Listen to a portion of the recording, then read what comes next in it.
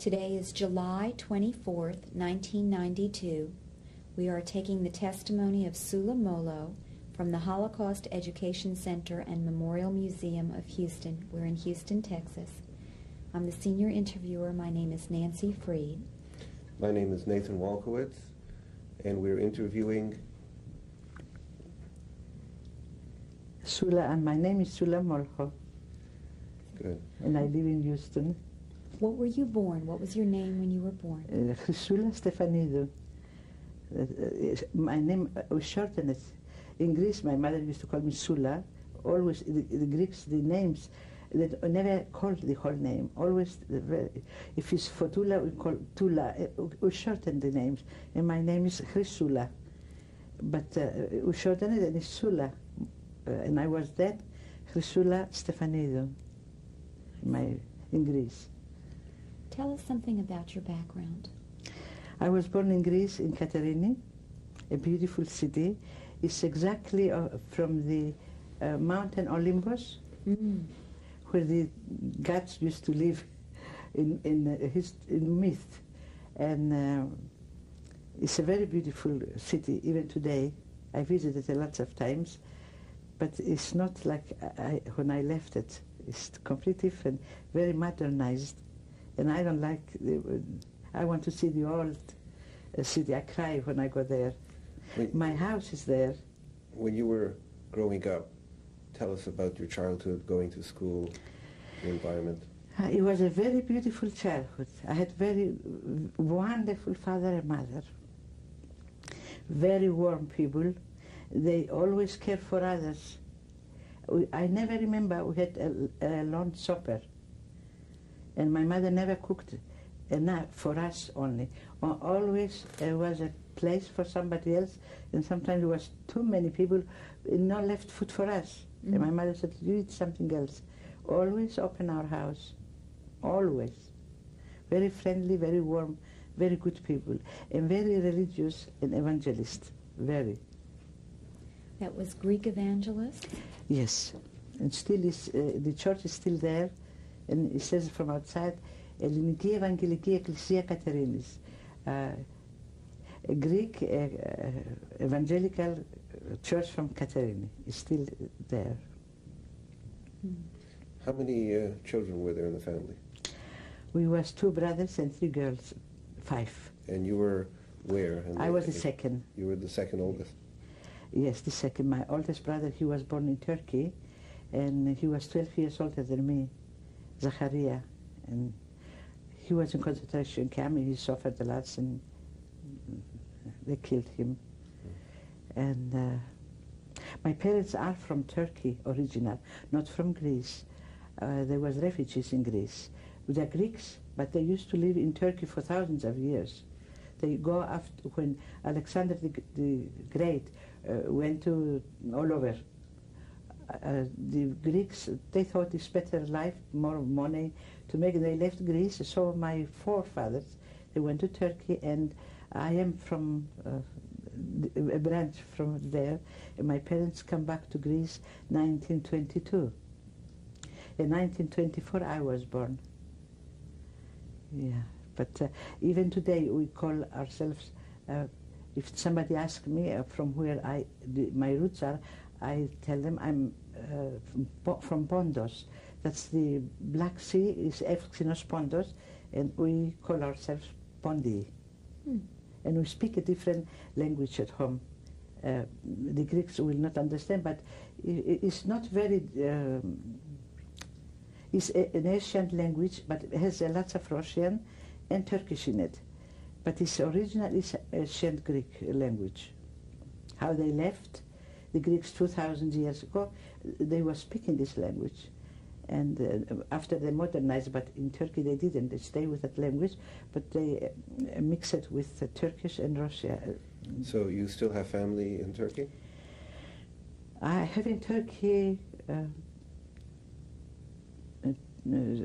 4 cousins. My aunt, she married a Turk, my father's sister, and she stayed in Turkey. She didn't come to Greece, and her children are older than me, but they are in Turkey. That I never met We talked on telephone once, and I go to Turkey and I look for them and I never could find them.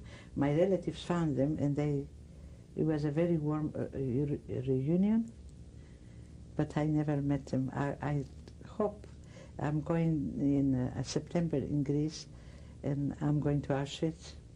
I want to see it free.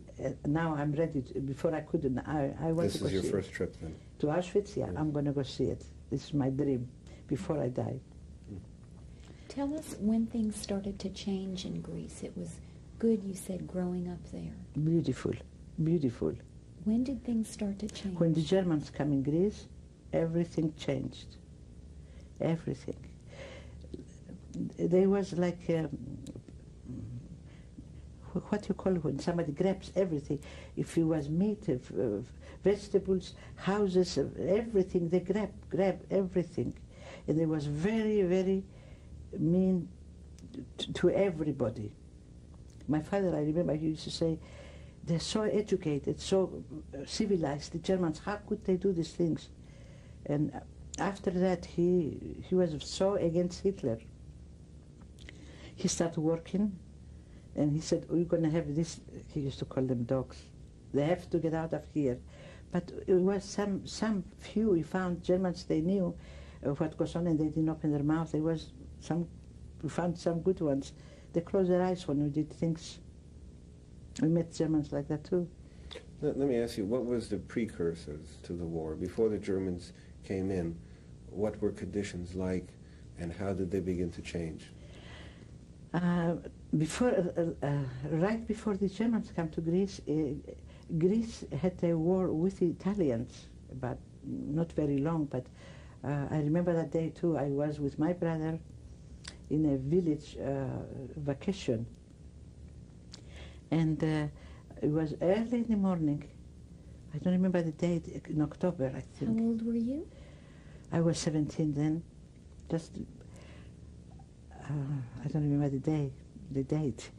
But my room was by the street, and I had the window open, and I heard two people screaming, crying, and I ran to my brother. I said, what is wrong outside? All the people crying, what is it?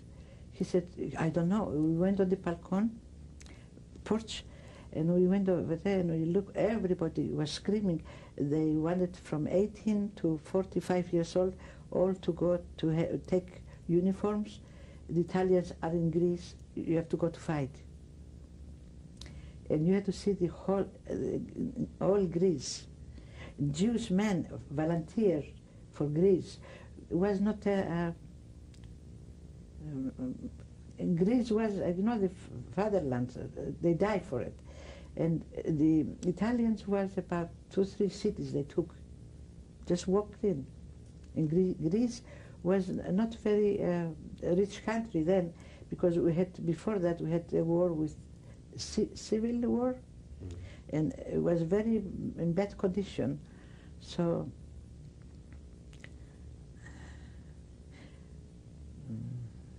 Italians, I forget so many things. I have to bring it back.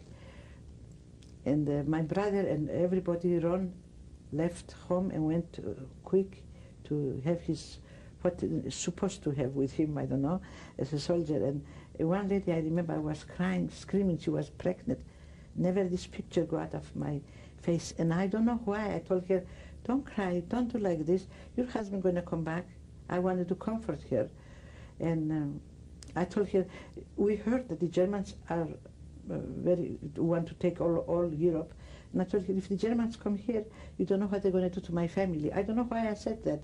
To comfort the lady, it just come out of me, this funny thing. And my brother's wife, she got so embarrassed. She said, oh, I told her, we're all going to go in prison and things like that. I don't know, psychic something, I don't know what you call it. It come to me. I don't know why, from where.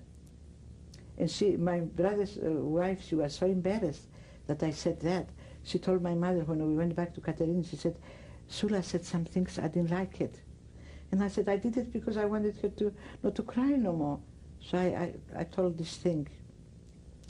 And my brother, everybody went to war, but The Greeks was fighting very hard, even with the stones we throw on the front, and we gave everything. We had gold, everything to support our army, the Greek. But the Italians was not to fight. They didn't want to fight. There was. I met Italians in Athens. They are very nice people. They didn't like war, and they like Greece very much. And I don't believe if they fight very hard, we wouldn't win, because small Greece with them. But besides that, the Greeks are very good fighters. I think the best in the world. They are fighting. We have it in us. If we don't have war with the enemies around, we have a war in Greece between us. We like to fight. That's Greeks. But we win the war, and then the Germans come in. Hitler he heard, and he was so mad with Mussolini that he didn't even ask him that he's going to fight with Greece. And Hitler wanted Mussolini to ask him. And the Germans come. I remember the day I was outside in my house with my little sister. How old were you then? 17 and a half. That was very close, this war. And I was outside, and the Germans coming. My sister was out. I want to grab her and go inside, because my father said every window from inside we had it in black, everything. The Germans come. My father was furious how they could do that, come to wounded Greece, you know. And the Greeks, even that was so bad, run down, we fought very, very, what you call it, with forcefully. Not to come in Greece, or not to win the war, the Germans. And I remember in Crete, in one island from Greece, they was fighting with the Germans 1 month, whole month, a small Crete. And in France, in 15 days, whole France was gone. Yugoslavia, Greece, everything. In Crete, 1 whole month, hold them back. And that helped a lot, the war against the Germans, that they don't go. They could go even to Egypt, Palestine then, today Israel. They could take all that. I think the Cretans helped a lot in that war. They was fighting very, very, very good fighters. And the English was in Greece then. They fought them very much too, very strong soldiers. They fought the Germans, but Hitler had one blitzkrieg. You don't expect it to know from where it coming. That's the way they win. They wouldn't. I don't believe every country was so weak, but he had a method, something devilish. Even the Stukas had a music to come down and scared everything. Horrible war. Then after the Germans occupied Greece, started the Tsures. Terrible, everything. You couldn't find no food, and you couldn't find in the stores no medicine, no nothing. They took everything. Any gold, little stores, they had no gold, selling gold. They used to go in, take the gold, and give a piece of paper. Where you going to exchange the paper? They write like a check. You could take the money from where? They raped Greece from everything, like vultures. Exactly vultures. And I don't remember everything. I get so all together comes and makes so many things bad. And they occupied our house upstairs, a room. Had to, everywhere they go, they wanted, if you have, they look the house, if it's too many rooms, they took one for them to stay in that house. And they took a lot in our street. They took a lot of houses. And downstairs, we had 6 English soldiers hiding. In the night, my father told them, no one talks. They was downstairs, they couldn't hear, but you never know. If a German go outside for a walk or something, you could say what is going on in here. So nobody talked, no smoke, nothing in the night. In the morning when the German go to his duty, then the English come upstairs, eat and smoke and everything. And the Germans used to go and hunting big birds for hunting. And they bring it home and the English clean it up. And my mother put in the oven. They said, we have such a good Germans, they kill for us and we eat. They didn't know that though. I don't know, I think there was two of them. I think the one, he knew what goes on. I think so. Because sometimes if he went to walk, some Englishman went in the backyard to stretch his legs, and I think sometimes he must see him, because he always said to us, when another Germans come, his friends, they come to they don't ask you, they come in the living room, sit with you, you don't know the Germans. You was nothing. And when his friends come, especially I remember one friend of his was a tall young man, like Hitler's face, very strong, the features harsh. And before he come in, he said, Joseph is coming. He said like that. Why? He didn't know nothing. Why he said that? We thought he don't know. But my father said, he knows something. Be very careful. I don't trust them. I don't care how good he is. He's a German. Well, what type of Germans were they? They were regular enlisted people? They were part of what kind of group were they?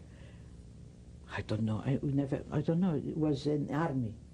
It was just regular. Were they officers? Were they? It was officer. One was an officer. Yes. The other was his help him. Uh-huh.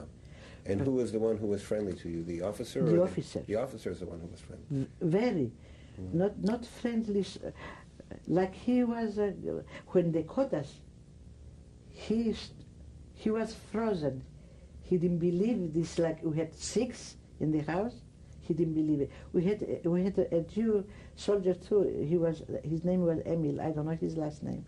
He was from London, with the army, with the soldiers, because there was 2,000 soldiers in Katerini. They hid them different houses. They took one took 5, 10, 2. How did you hide them? Did they speak any Greek? No, we had many people speak English. Uh-huh. Many. I spoke better then than today. I don't use it at all. At home, I want my kids to speak Greek. I want to learn the language, and I don't use it too much. I don't go too much nowhere. And at that time, I remember I used to go to a lady, and she gave me lessons. And then another gentleman, he was from America, didn't have no money to live. He gave lessons, and a regular room for school. He had Greek and English. He gave Did us. your parents speak English? No, my father, very little. My father spoke Russian, perfect. Armenian, very good. And a little German. He studied then when the Germans come in. Night and day he was reading. He said, I'm going to understand everything they say. You could, but he did good, very good. Tell us about what happened when you were found out that you were hiding the Englishman. Who, the Germans find out? Yes. How? They come to my house. It was, this I never forget, it was 3 o'clock in the morning, 8th of July, Wednesday. Never forget it. What year? 1942.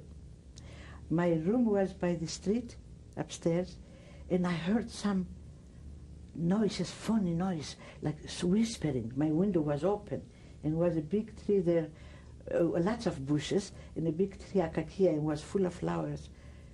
I never forget that, and I heard this whispering, but we was always ready, like one day they're going to cut us. We had meetings with the English and Greeks, that one day if they caught us, they told us how to act with them, not to be so scared, because the Germans, once you are very scared, they know you know something. And you have to say, no, no, no, I don't. If you say one word, then they know you know a lot. You never could, they teach us not to say, I know, nothing. And look at them in the eyes, they tell us straight, and say, no, I don't. Everything they ask you. And We was, when we saw something funny, we knew they're gonna, there's somebody there, you know, you're ready to get ready to, the situation, how to take care of that. And I ran from my bed quick. We had downstairs, in the kitchen, we had, my father made that, not a door, you picked up the... Trapdoor. Yes, and he made steps, so we go to the English in the night, not to go out in the doors. From there, very slow, and we went, and my father had a big room downstairs with my mother. So I went and told him, Daddy, outside, I think are the Germans, I heard. And he went like this outside by the door, and he come back in, he said, no, nobody's there. You afraid, that's why, he told me. He said, go back to sleep, it's nothing, nobody's there. I went upstairs, I could never sleep again. I was, I tell you the truth, I was scared to death before they caught me. I was, I couldn't relax my mouth. It was like this, I couldn't. And I didn't care about me so much, about my father. If they caught him, if they killed him. And I went back to my father downstairs. I told him, I can't. And I was like, he said, you're so pale, you're going to die. Why you do like this? Immediately from the room we had, my father went to the door and he told in English, get out quick. And he told, they knew which way to go from before. Exercises from a yard, everything. I had a hall there behind the bushes. He said, you, everyone, slowly get out. And they knew how to do the room too, that there was nobody there, men. No cigarette left, nothing personal, nothing. And I went back to my father and I told him, I'm going to die, my heart don't stop, something is wrong. And that time he heard noises too outside. And he said, go quick to your bed and lie down. If they come, try to be relaxed. He said, if you are so afraid, they're going to know, you know something. Relax, don't be afraid. And he told me, if they force you, whip you, do anything, don't die. He told, die and don't say anything. You're young. Don't be, he told me, die, but don't tell them anything. Please. He said, with gold we write our names. If we don't tell the Germans nothing, it's going to come that day. He said, don't tell them a thing you know. And I told him, I swear it. I will never tell them. If they kill me, they kill me. I was ready. And the fear starts, you know, they're going to come. I have to be ready for them. And they knocked the door, and I looked from the window outside, and it was a man who spoke Greek. And I told him, what do you want? And he said, we come for visit. I said, what? Visit in my house at this hour? I said, no, Sergey. I closed the windows, and then he knocked again very bad. And I opened the windows again. I knew it was not, I wanted to give the time me to relax. So I told him, what do you want, please? He said, open your doors quick. We are for dienst, for, I don't know in English. Dienst, what is dienst? Service. For and he said, open the doors and none of you move. None. So they come in the room, in the house, and who's your parents? I said, downstairs I have the room. Do you know how many tanks outside the street come? Like we was Stalin fight with them. Tanks, guns, I cannot tell you how many soldiers. The street is packed with Germans, packed. And they didn't let us move. They come into my room, I was with my nightgown, and I did the bedsheet like that. And he told me, one very mean German was that. Very, his face, when I still remember, you know, some things is in there like somebody stamped it. And I don't remember nothing today if I go to buy something. And he left the room and he brought in a tall German man, very like smiling. I think he was a human. And I looked at his face And I said, oh my God, he don't look so mean. And in my drawer, I had a little night table. In the drawer, we hated the communists very much. It was Greeks, but worse than the Germans. Both of them we didn't want to see.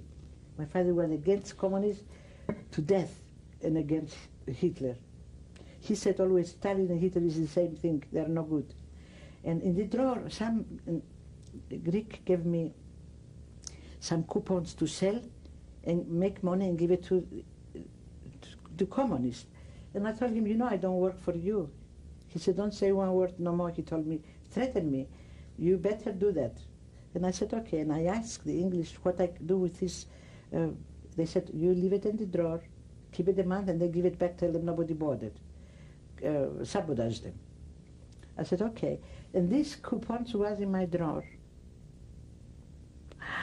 When I remember that was there, I said, oh my God, if they find it, they're not going to kill me for the English, they're going to kill me for the communists. I work both. And I looked his face, and I said to myself, I'm going to tell him I want to take a chance. Maybe he's a human being. I told him, I tell you, so I spoke a little German broke, because my father told me, you take that too. If they say something, if they catch us, you can understand what they say, and then you know how to answer them. Prepare yourself. It was necessary to learn. So I didn't speak good German, but I understood.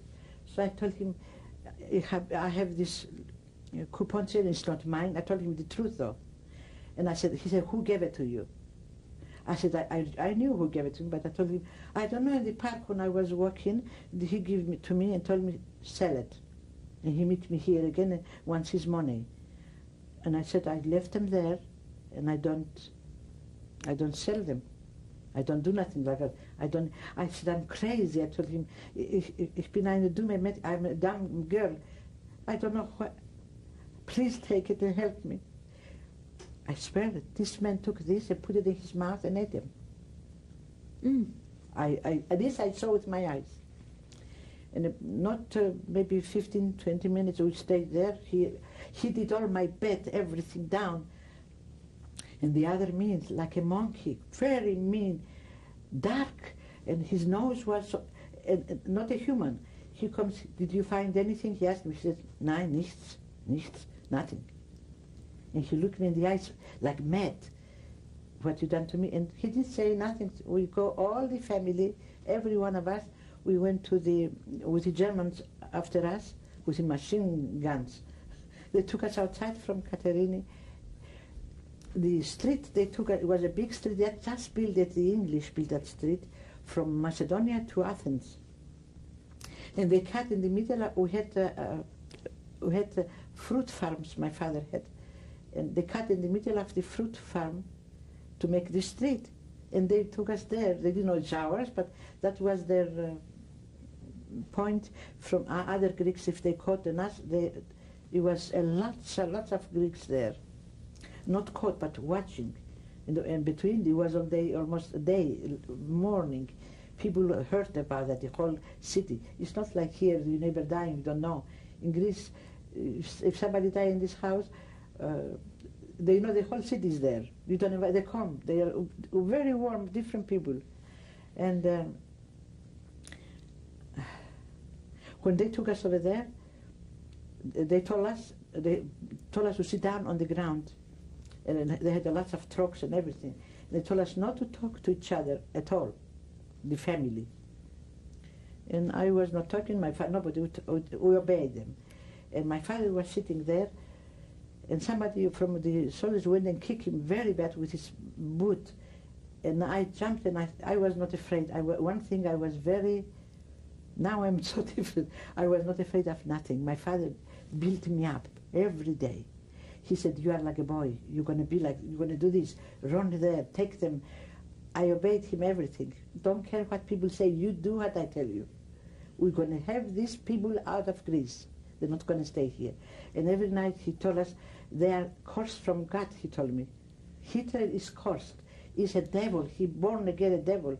He told us so many things. When, you know, we become like, I cannot tell you how, I thought I was 40 feet tall, and I thought I was from iron built. Really, I was like, I cannot tell you, you know, the brainwash from my father, it was something else. And in concentration camp in Auschwitz, that went down. I was always feeling like that. And did your father talk about the Jews at all? always we talk. He said, what they're doing to these people. You know, the evangelist in Greece, is, we are a very small group. We were. Very small group. 400 families was in Greece. And it was a very... the Greek government didn't like us. The bishops from Greece didn't like us because they call us not Christians then, because we was completely different. We didn't make a cross. The Orthodox Greek do like that. Yes. We don't. The Orthodox Greek have in the church beautiful icons. We don't. Our religions used to say that that is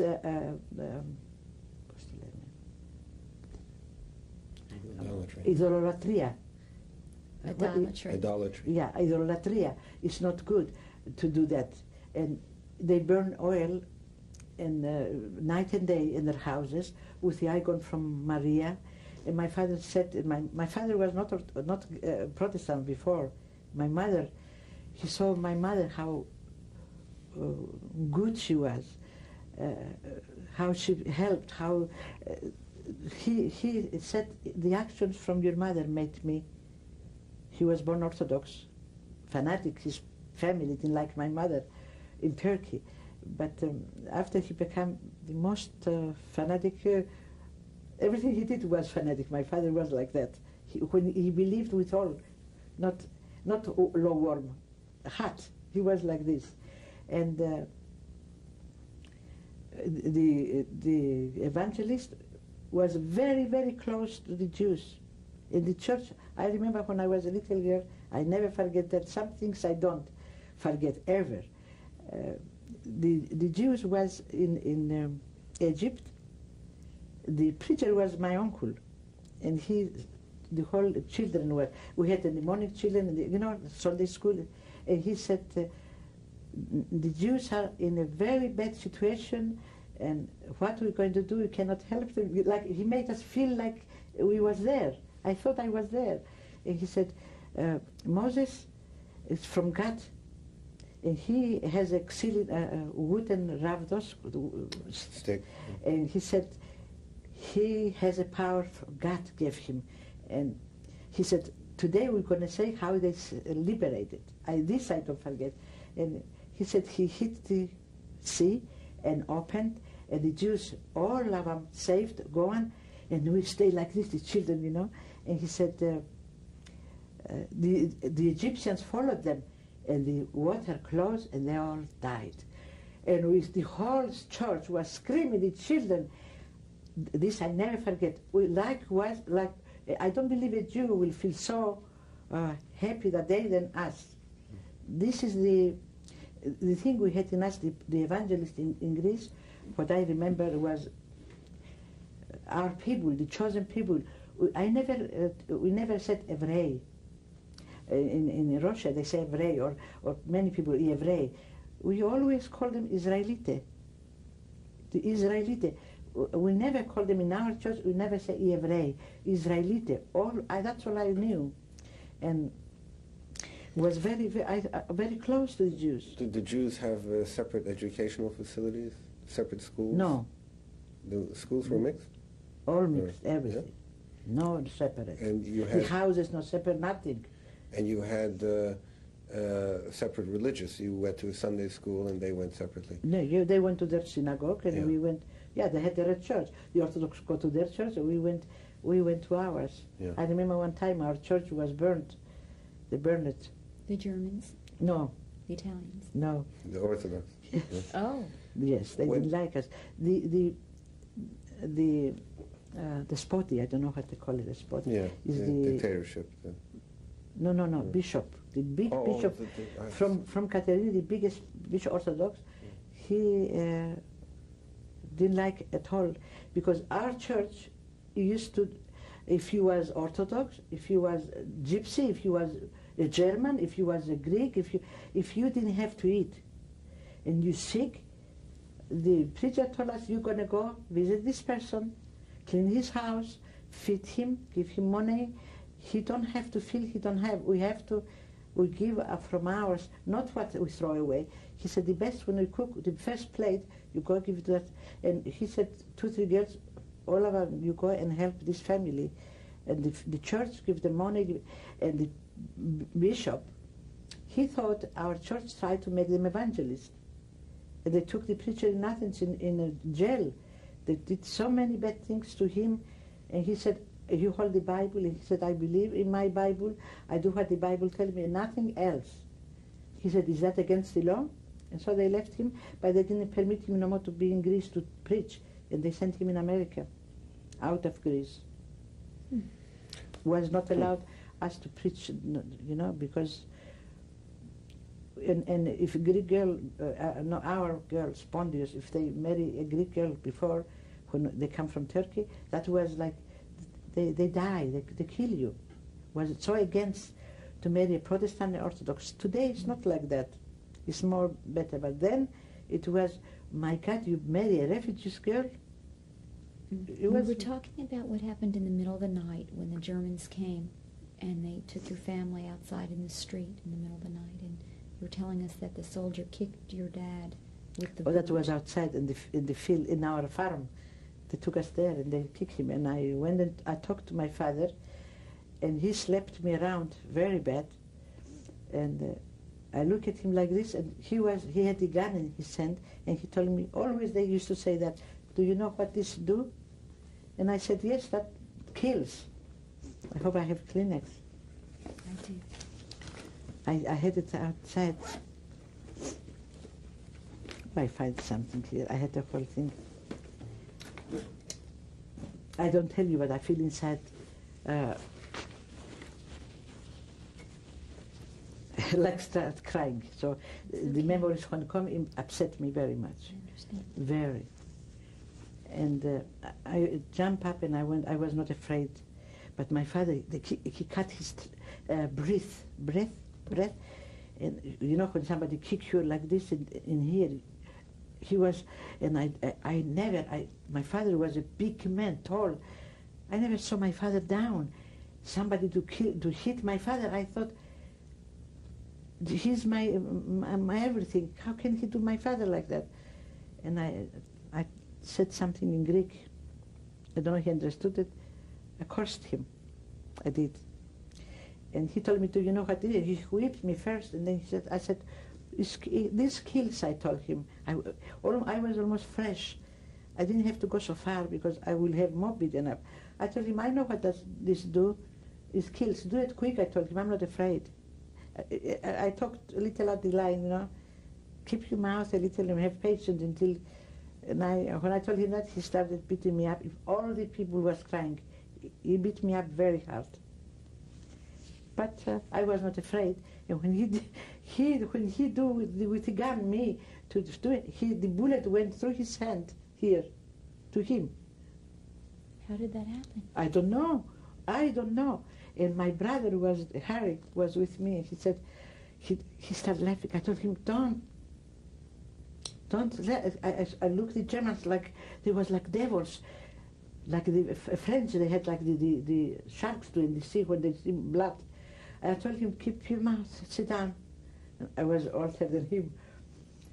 They took this mean German and took him away to go to, I don't know where, in the truck. They took him away. If he stayed there, he will, you know. I don't know if you believe, I believe in God very much. Yes, I do too. Very much. God works mysterious way. I felt it many times that he was there with me. Many times. Many times. I cannot, if I remember to tell you how many times I felt he's, I don't want to jump from one to another. In Auschwitz, many times I felt he's there. So they took him away, and then they took the whole family in prison. It was a house before, big house, and they took us there. No beds, no blanket, no chair, nothing on the floors. They threw us each separate, not to talk to each other. after studying interrogations. In the night they had on the doors, they prepared this house, and the night and the doors they made a round little hole, and they had a piece of wood and do like that and look with the lights. And they was laughing, I don't know what time in the nights they come and look, and laughing loud that I was at the corner like this. In the night it was cold, the daytime hot, but in the night it was cold, and you couldn't, you freeze like, and nothing to put your body or your head, and I did like this in the corner. My father was exactly underneath from me, and in the morning they took us down just to walk in the yard 5 minutes and bring us up, and when I go by, I saw the German go a little that away from me, and I got to the window. I did like that, my father, and he couldn't open it from outside. And I told him, I'm okay, don't worry about me. How are you? He said, don't tell them nothing. That's all. He didn't have the time. So I went outside, and then they brought my father walking too, and he always did like this to me. It meant, say nothing. If we die, we die. It's okay. Don't say nothing. And then my brother came out. He told me the same thing. But my brother was more sad, very sad.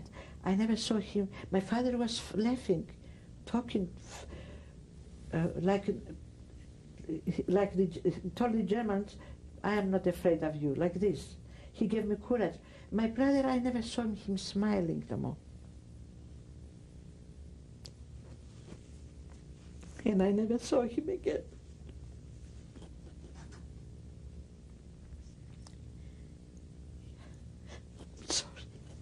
I'm sorry, so many bad memories. He was such a wonderful human being. He always used to say, my brother didn't take no sides from nobody. He didn't do want a war. He said, why people cannot live on this earth happy? What is this? My father told him, do this and do that, and he said, no, I don't want to do these things. He didn't want to mix too much. He said, if somebody needs to come to my house and sleep, I take care, but I'm not going to run out and carry this there and munition. He said, no, I don't do that. But if many times he took the soldiers there in his house, he was married, and he did everything, fed them and everything, but he was not running in the mountains and do things like that, never. He didn't want that, like a partisan. He didn't want that life. How long did the interrogations go on? 6 months. They took us from there. We didn't stay very long there. I forget the Greek police, after the Germans left from the prison, and the Greek police, the police was the guards, the Greek, no more Germans. And one police was very friendly with my brother, and he said, if you all want, it was a Jewish family, they brought in the night from the mountains, they caught them with 2 children, I never forget these two, afraid to death.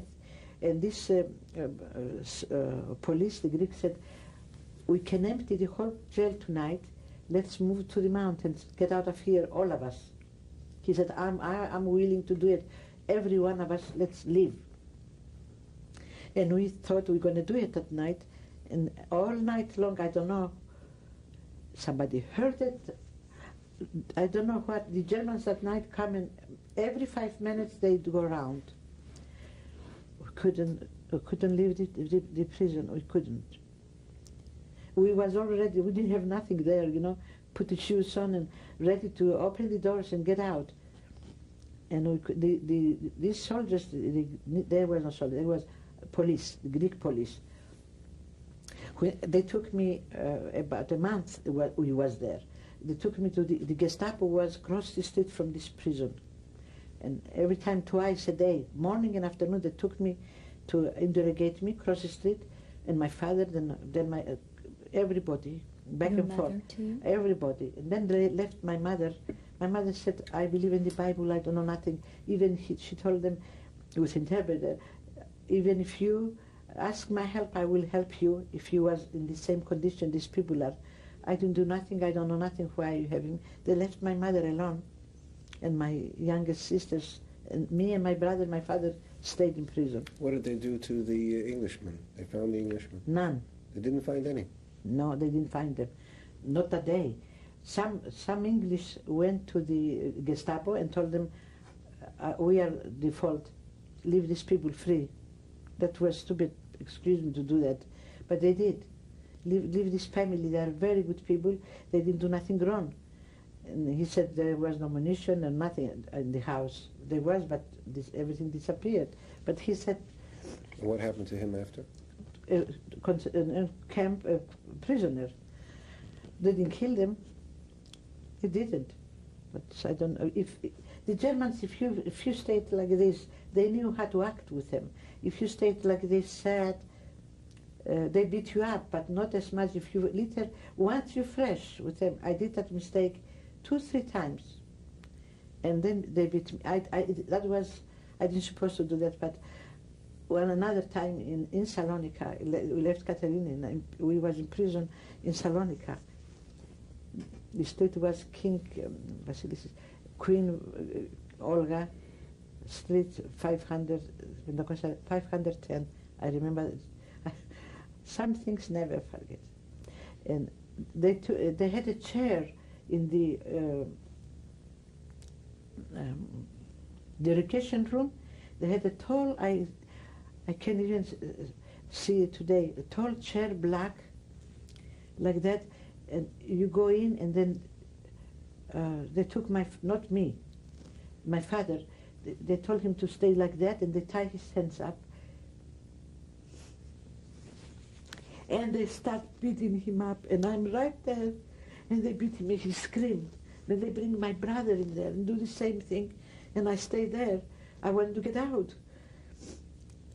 And this German, not enough with whip, the other one comes, and my father with under here, if I look the other side, he comes and do my face like that.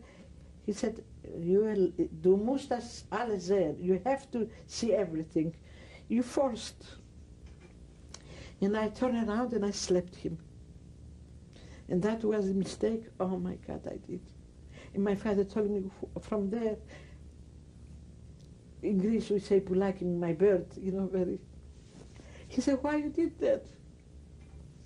And he told him, "She's young, she don't know what she's doing, she feels sorry for me." And instead me to keep quiet, I said, "No, they're not supposed to hit you, why? What you done wrong?" And they told us, "I show you how you help the English army. I show you how you have munitions. I show you how you work under our eyes. You think you're smart? We show you how to be not smart. You don't know the German people. You don't know us. Many bad things for I don't know. My God put him in prison if you caught it, and leave it alone. Why this beaten up? You saw a person, don't give you nothing, don't tell you why you torch them. They enjoyed it when they torch you. I saw in their eyes. When somebody hits you, the other one enjoy, and I don't understand the Nazis. I don't. You said that they arrested some Jews one night. What happened? They come from, we was in prison, yes. And the doors opened, they brought them in the same prison. You knew them, or how did you know they were Jewish? I talked to them. Oh. When I went by, I saw them with the little boys, and I said, "Where are you caught?" They was not from Katerini. They was from some other city, must be hiding somewhere, or they was running. I don't know. I couldn't talk to them too long because the Germans was coming, and they told me, "We are Jewish people." Did the Germans know that? Yes, that's why they brought them and there. How were they treated? I never saw them hitting them in there. When we went to Salonika, there was another truck, and they had us with another truck, 2-3 trucks. They emptied that prison and took us in Salonika, and they come with us. I don't know where they took them. I don't know if they disappear with, you know what the Germans. Every night from the same prison we was, every night they used to open the door, and we said, "Oh, they're going to come to us." Every night they took 2-3, and you could hear, it was not very far, the airport. You could hear in the night they shoot them. every night. And why I say is God. The Germans was not, how I say that, worse with the communist than for the English, and they had in their mind to keep you longer if they knew that you know something. They keep you longer in interrogation, so maybe one day they know so many methods, so much torture. You cannot keep, you're going to give up and say it. And they kept us, the ones was not so long interrogated, they kept us there longer. And one morning, maybe was, I don't know the time, I had no watch, but the sun was not out yet, but it was like the light comes, and they put us in a truck with other Greek people, and my father and me was sitting in the end of the truck open, and my brother was behind me, stood up, was open, the truck, and I told him, I'm very cold, please, freezing, the morning was cold, and he told me, his name was Schwarz. I remember that we called him Schwarz the Likos, the wolf, mean. All the prison said, Likos, the wolf coming. He could eat you up raw. You could see a vicious man. And he told me, where you go, he said, you don't eat. No, he told me, where you go, you don't going to feel cold or warm. You don't need nothing. I had a jacket in there. He said, you don't need that. Where you go, you're going to die, to shoot. And that minute came another officer, German. His name was Locher. And he told him, why you have the family Stefanidis up there? They're not through yet for interrogation. He said, they know a lot of things. Bring them down. All three of us, they took us down from the truck. And maybe an hour later we heard again, all of them killed, women and men, and they killed them. And after not very long they took us in Salonika, and again there started the interrogations. And how was that different? Much different. In Katerini was not so, they didn't have all the instruments right. In Salonika was headquarters there. You have no idea. That I want to wipe out of my head. You know, they take a needle and put inside here deep. You can help. I don't know. I must, God loved me, something with God, I don't know, that I could hold that. You have no idea what they done, filthy things they do, humiliate you. My father, my brother, me, other Greeks, these screamings go to the sky, and you have no idea what they do. How many methods they have. The whip they had a whip with leather, and in the end has round, like a nickel postolene, heavy, and when they hit you, you have a.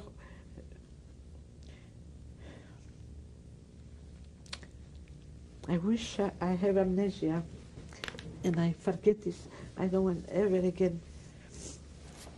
I want to go to Auschwitz, and I will take the skin off of me after that and never remember.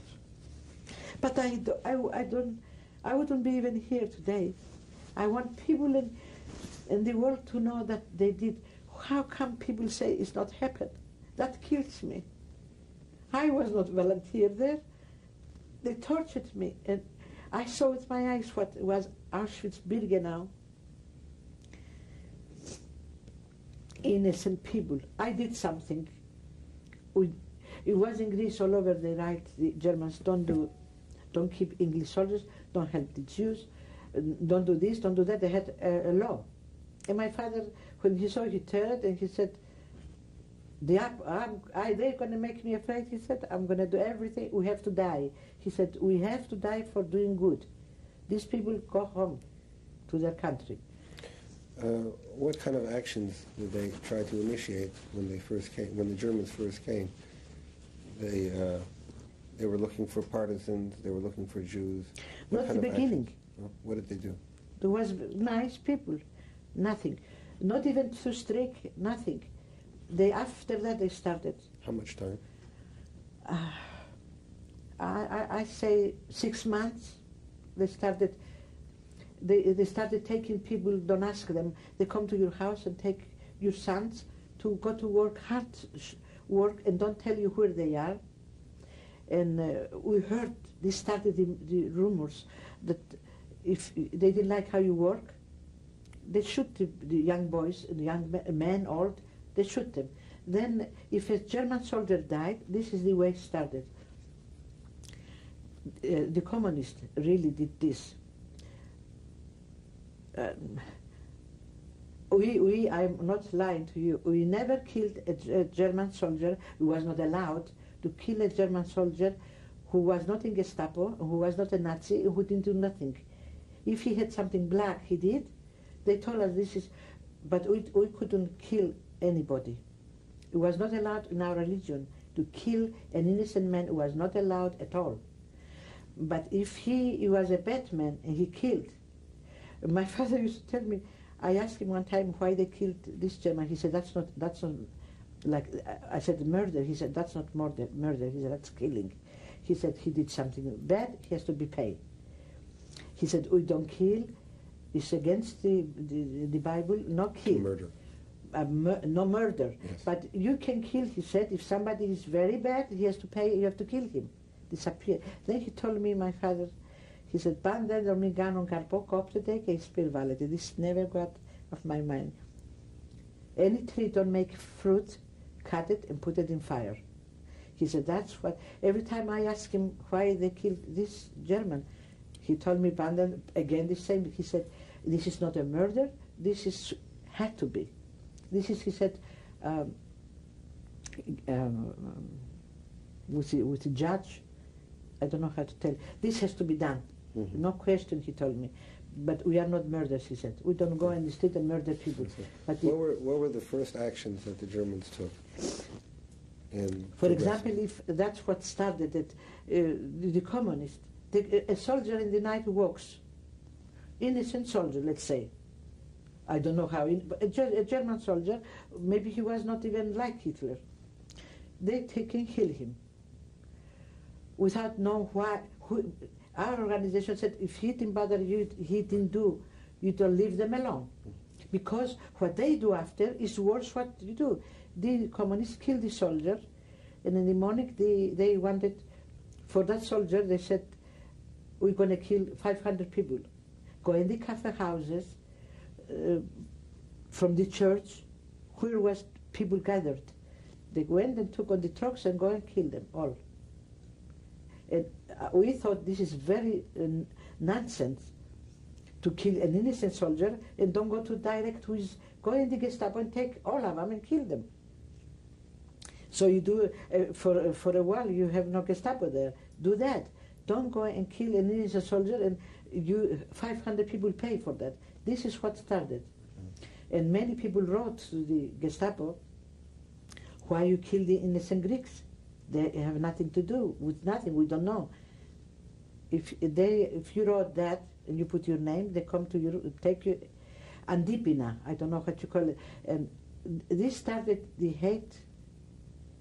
We hate them very much, and it's no good to hate like that. But my father said they started something terrible, they're going to pay for this. And anybody Gestapo man was, we had lots of Gestapo in Katerini. Our people, they said, don't go direct to him because they know that tomorrow is a big shot at Gestapo. They're going to kill all Katerini. Many times they said, we're going to kill everyone. Do sabotage to them. Lots of things is just like you kill them. Sula, when they interrogated you, what did they want? Just an admission that you had the soldiers, the Englishmen in your home? Yes, why you help, why you are against them, why you keep soldiers, where is the munition, what we did in the organization, where we go, where we take them, who are the people who helped in this, where are the Jews from Katerini, why they are not there, how do you know about them? everything.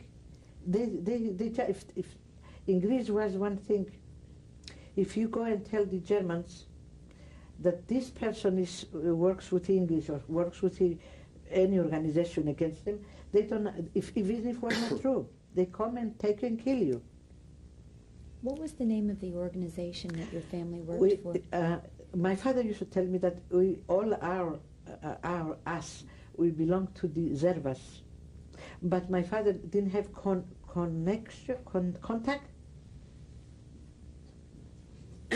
No. Change the tape. Okay. Did you have the part about the organization? Yeah, we got that. We just managed to get that. Oh, you mean the answer to your last question? Yeah. Yes.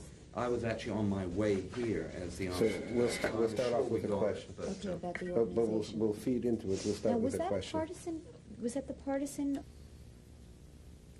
This is Reel 2, July 24th, 1992. Holocaust Education Center and Memorial Museum of Houston. We're interviewing Sula Molo. Sula, you were telling us about the underground organization that your family worked for. What was the name of it? We belong to Zervas, all against communists. We had in Greece was two main parties, big, the communist and the anti-communist. We fought against communists and against Hitler. Big fight. The communists was fighting against us and against Hitler, the same thing. But there was Greeks, and we was very more enemies with the Greeks than the Germans.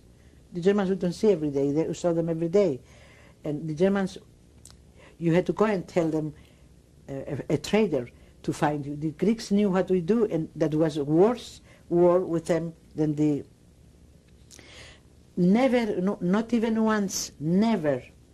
I told the Germans what I knew about the communists, and I knew, across the street from us, I knew what they're doing. But when the Germans asked me, where are the communists, who you know, I said to my mind, I'm going to give you a Greek to your hands, I'd rather die. I didn't tell them, I thought. I said, never a Greek I give to you. No, not even a dog to your hands, nobody. To Germans, it's like you sent him to sure death. And if he'd kill you right away, it's okay. The torture, it was impossible. And I will never give to a German anybody in the world. Never. That kept me, maybe I'm in life. Never. So you have to ask me more. I don't know what you want to know. After the second prison that you were sent to, you were still with your father and your brother? No, over there we was about a month, and then I did not know more. They didn't tell me. They told me, they didn't tell me where they are, but they told me one day that we killed your father and we killed your brother, and they told me some Greek names. Marika, I don't remember her last name, but I know Marika, she's in Australia now. They told me for her another Greek family, another, that we was really in the organization. They told everything about you. We know everything, and he had the papers here and read, like, to me this and this and this. They knew the main things, what we did. They knew. That's why they caught us. They knew, but they didn't know details. And they want to know everything. They told me that she said about you, you did this. They said about you, you did that. And I said, she's crazy. I don't know nothing. I said, she told about me. I said, bring her here, please. I don't know nothing. I have never associated with her. She's too old. I'm a young girl. And I said, for my father, they told me, your father, before we killed him, he told us that you did this and that. I said, I tell you something to you. My father, I wanted to save my father. I said, my father was a very good man. I was no good. And I brought to my house, because they had pictures, everything. I said, I brought at home some English soldiers, because I'm a young girl. They told us what to say, everything. They told me, be quiet, don't act with us. We know everything. This is the lady, she told me about you, this and that things. I said, no, I don't know nothing. I swear you, I said, nothing. And one day, I remember that too, they took me for 10 minutes outside.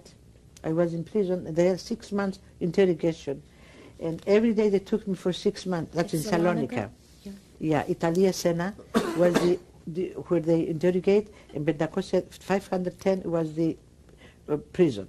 And as I was going outside, the sun was, all day long you don't see no sun, every day. I did like this, and this side was 2-3 windows downstairs, and my room was upstairs. I knew, and I looked like that. They had all the windows with bricks, and they left so much open, and all the window was with bricks. And another window, it must have been the bathroom, I don't know, was the glass broken. And I look in there, I said, my God, it's a window without brick. I see the lady, they told them about me bad things, that's what I do. And I look and I said, oh, she's here, maybe she did tell them. They took me inside again. I went upstairs to my room. This building was very old building. The wood was like, the termites when they go through the floors. And I went the corner, I look, and the corner was very rotten. And I, with my hands, I did as much as I could take out the wood. And I went over there in the corner. First I looked from the window if it's anybody looking. I went there, I put my mouth like this, and I very tight to go down my voice. And I start singing to her, but I don't sing. I tell her in the song, I didn't say nothing about you, why you gave me away. I don't know you very good. Don't tell them anything. Please, I die and I don't tell about you. She said, answer me, she said, they told me you said about me that I said, never. She said, I knew it, but I didn't tell them. She said, they lie. They want to fish you. Don't tell them anything. She said, to each other, what you call it? Corresponded. Talk. Yes, to each other. And I'm going to jump from that, when I saw her again, is many years later, but I'll tell you what happened. I went to Greece with my husband, 1962. And she heard that I come in Katerini, all the people run, the hero, they like you. Not the communists don't come, they hate us, but our people. And she ran and she fell down and was her teeth bleeding. She fell on the gravel, what you call it? Gravel. Yeah, and she don't tell me welcome or anything. She starts singing the song. I told her, and my husband said, is she crazy? She sings. She don't tell you welcome. I said, you don't know that song. And I start crying, and I said, she don't sing. She's telling me something that you don't understand. And she said, I don't tell them that. She was singing. And then she cried, and we hugged each other. She said, you remember what she told me there? And they took her away and me. But we gave the signal. We understood each other from that hall. Mm. And she's now in Australia. Mm. She wrote me a letter. She told me to come there, and I will take care of you, because I helped her. After that prison, we met. They brought her in Eptapirio. 7 Towers, they call it. It's a very bad prison. They took me there. I was there about 3 months, not very long. After Salonika, you went there? No, that's in Salonika too. They changed us around. Oh. I saw her there. Was she an evangelist also? Yes. And How very did you good get to human being. Paulo Mel, to the next prison? Excuse me? Paulo Mel, wasn't that the next Pablo prison? Mela was the last one. From there they took me to Germany. How did you get That was there? before was a Greek army barrack. What you call it? Yes. Camp. I don't know what they call it. From there they took me to Germany, but the Eptapirio was Polish prison. Only mice could live in there. It was horrible. How long were you there? 3 months. 3 months. Many windows and no glass. Rain, snow, everything. It was to die. And she got over there pneumonia. She was very sick, Marika. And night and day I was feeding her with a little spoon what we had, no food. And she never forget. Anyway, she was a very good human being too. Let me ask you, throughout all this time when the Germans came in, did they treat the population differently they were Catholics? Did they treat the evangelicals differently, the Jews, the Orthodox differently? How did they behave towards everyone? In Katerini, where I was, I don't see no difference. They, I have to remember, we saw them as, when we saw a German, we saw them, we always go 10 feet away, is a German. That's all I remember.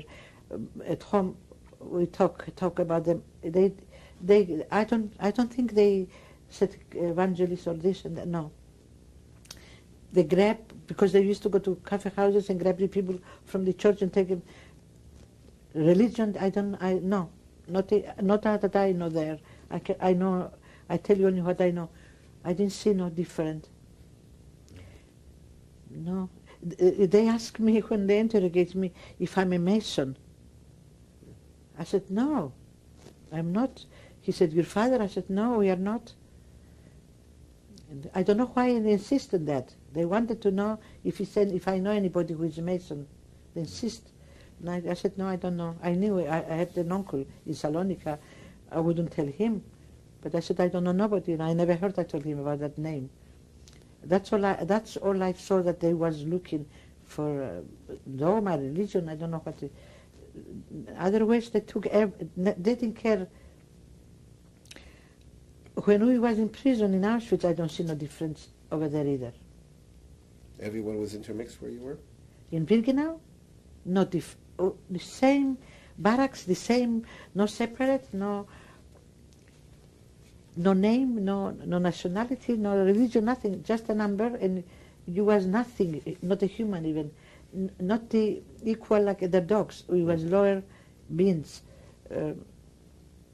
I don't see no difference. The only difference I saw, it was in Yugoslavia when I was in prison. I was there too. Yes. From Salonika, Pavlomela, they took me to Yugoslavia. Over there I saw they treated Jews very bad. Where were you in Yugoslavia? In Banica, in prison. They took us from Pavlomela straight to that horrible... And how did they treat the their Jews? Prisoners? Very bad. All of us. Are they separated, or they... we had in the room one Jewish lady with a little boy,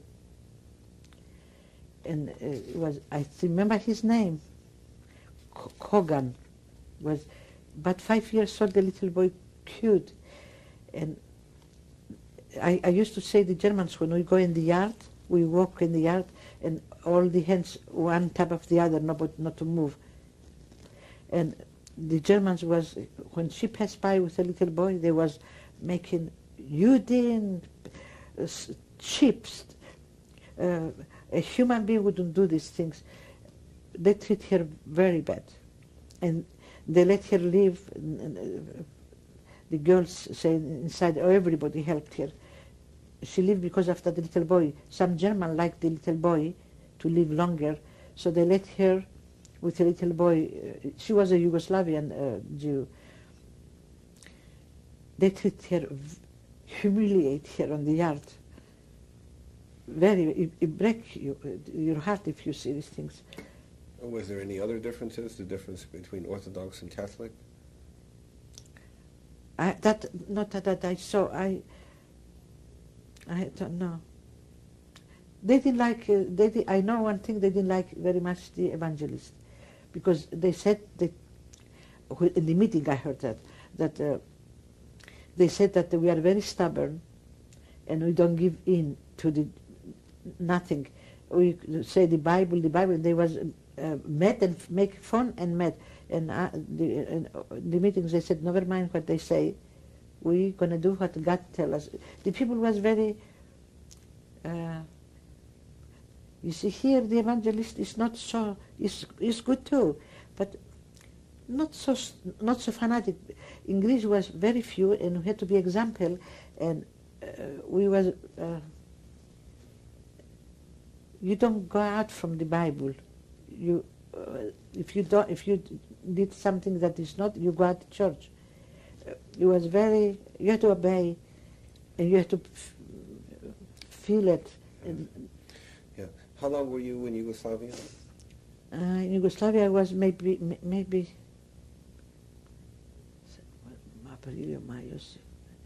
2.5, 3 months, something like that. I was in Yugoslavia. I don't remember exactly. And this was a detention camp. Did they put you to work? No work, no food, detention?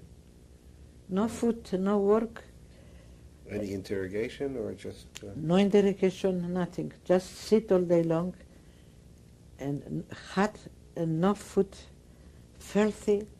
I saw in my life lice in Yugoslavia, from top down, thousands of lice in 1 week.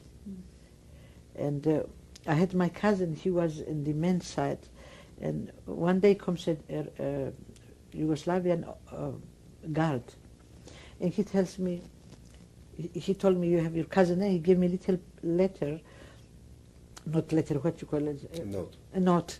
And he told me, he gave it to me, and I read, my cousin says, I'm hungry to death. Can you give me something? I didn't have either. He was a young boy, and he was hungry. He thought I could. Anyway,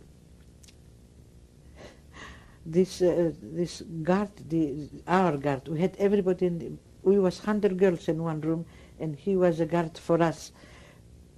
And I told him, can you give me a slice of bread somewhere?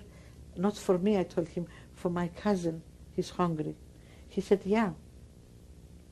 He told me, if you sing a song. And I sang a song to him, and he gave me the bread. And I sent it to my cousin, and an hour later, I remember that too, his name was Krieger, a short German SS man. Yellow, pale, his face, I never forget. His nose very thin and long, and when he looked at me, I thought his eyes go through my brain. I scared to death. Very seldom I have fear. I'm not afraid too much. That minute, my adrenaline went all over. I died. And he grabbed me. I cannot tell you how. He grabbed me like a lion, hungry. And he carried me like this to the steps, long steps down to his office. I couldn't even walk. When we went down, he put me in a chair. He put my clothes up, and he started beating me up. I cannot tell you something. And then he started tickling me all over with his hands. That was more punishment than the whip. I couldn't hold it. I cannot tell you what he did to me. And he told me, who permit you, who are you to give food to somebody else? Who are you? I told him I didn't do it. I didn't give no food, no food. How can I do it? How? With whom? I denied everything. And I look outside. He opened the door, and I look outside. There was a Yugoslavian guard who made me sing and humiliate me.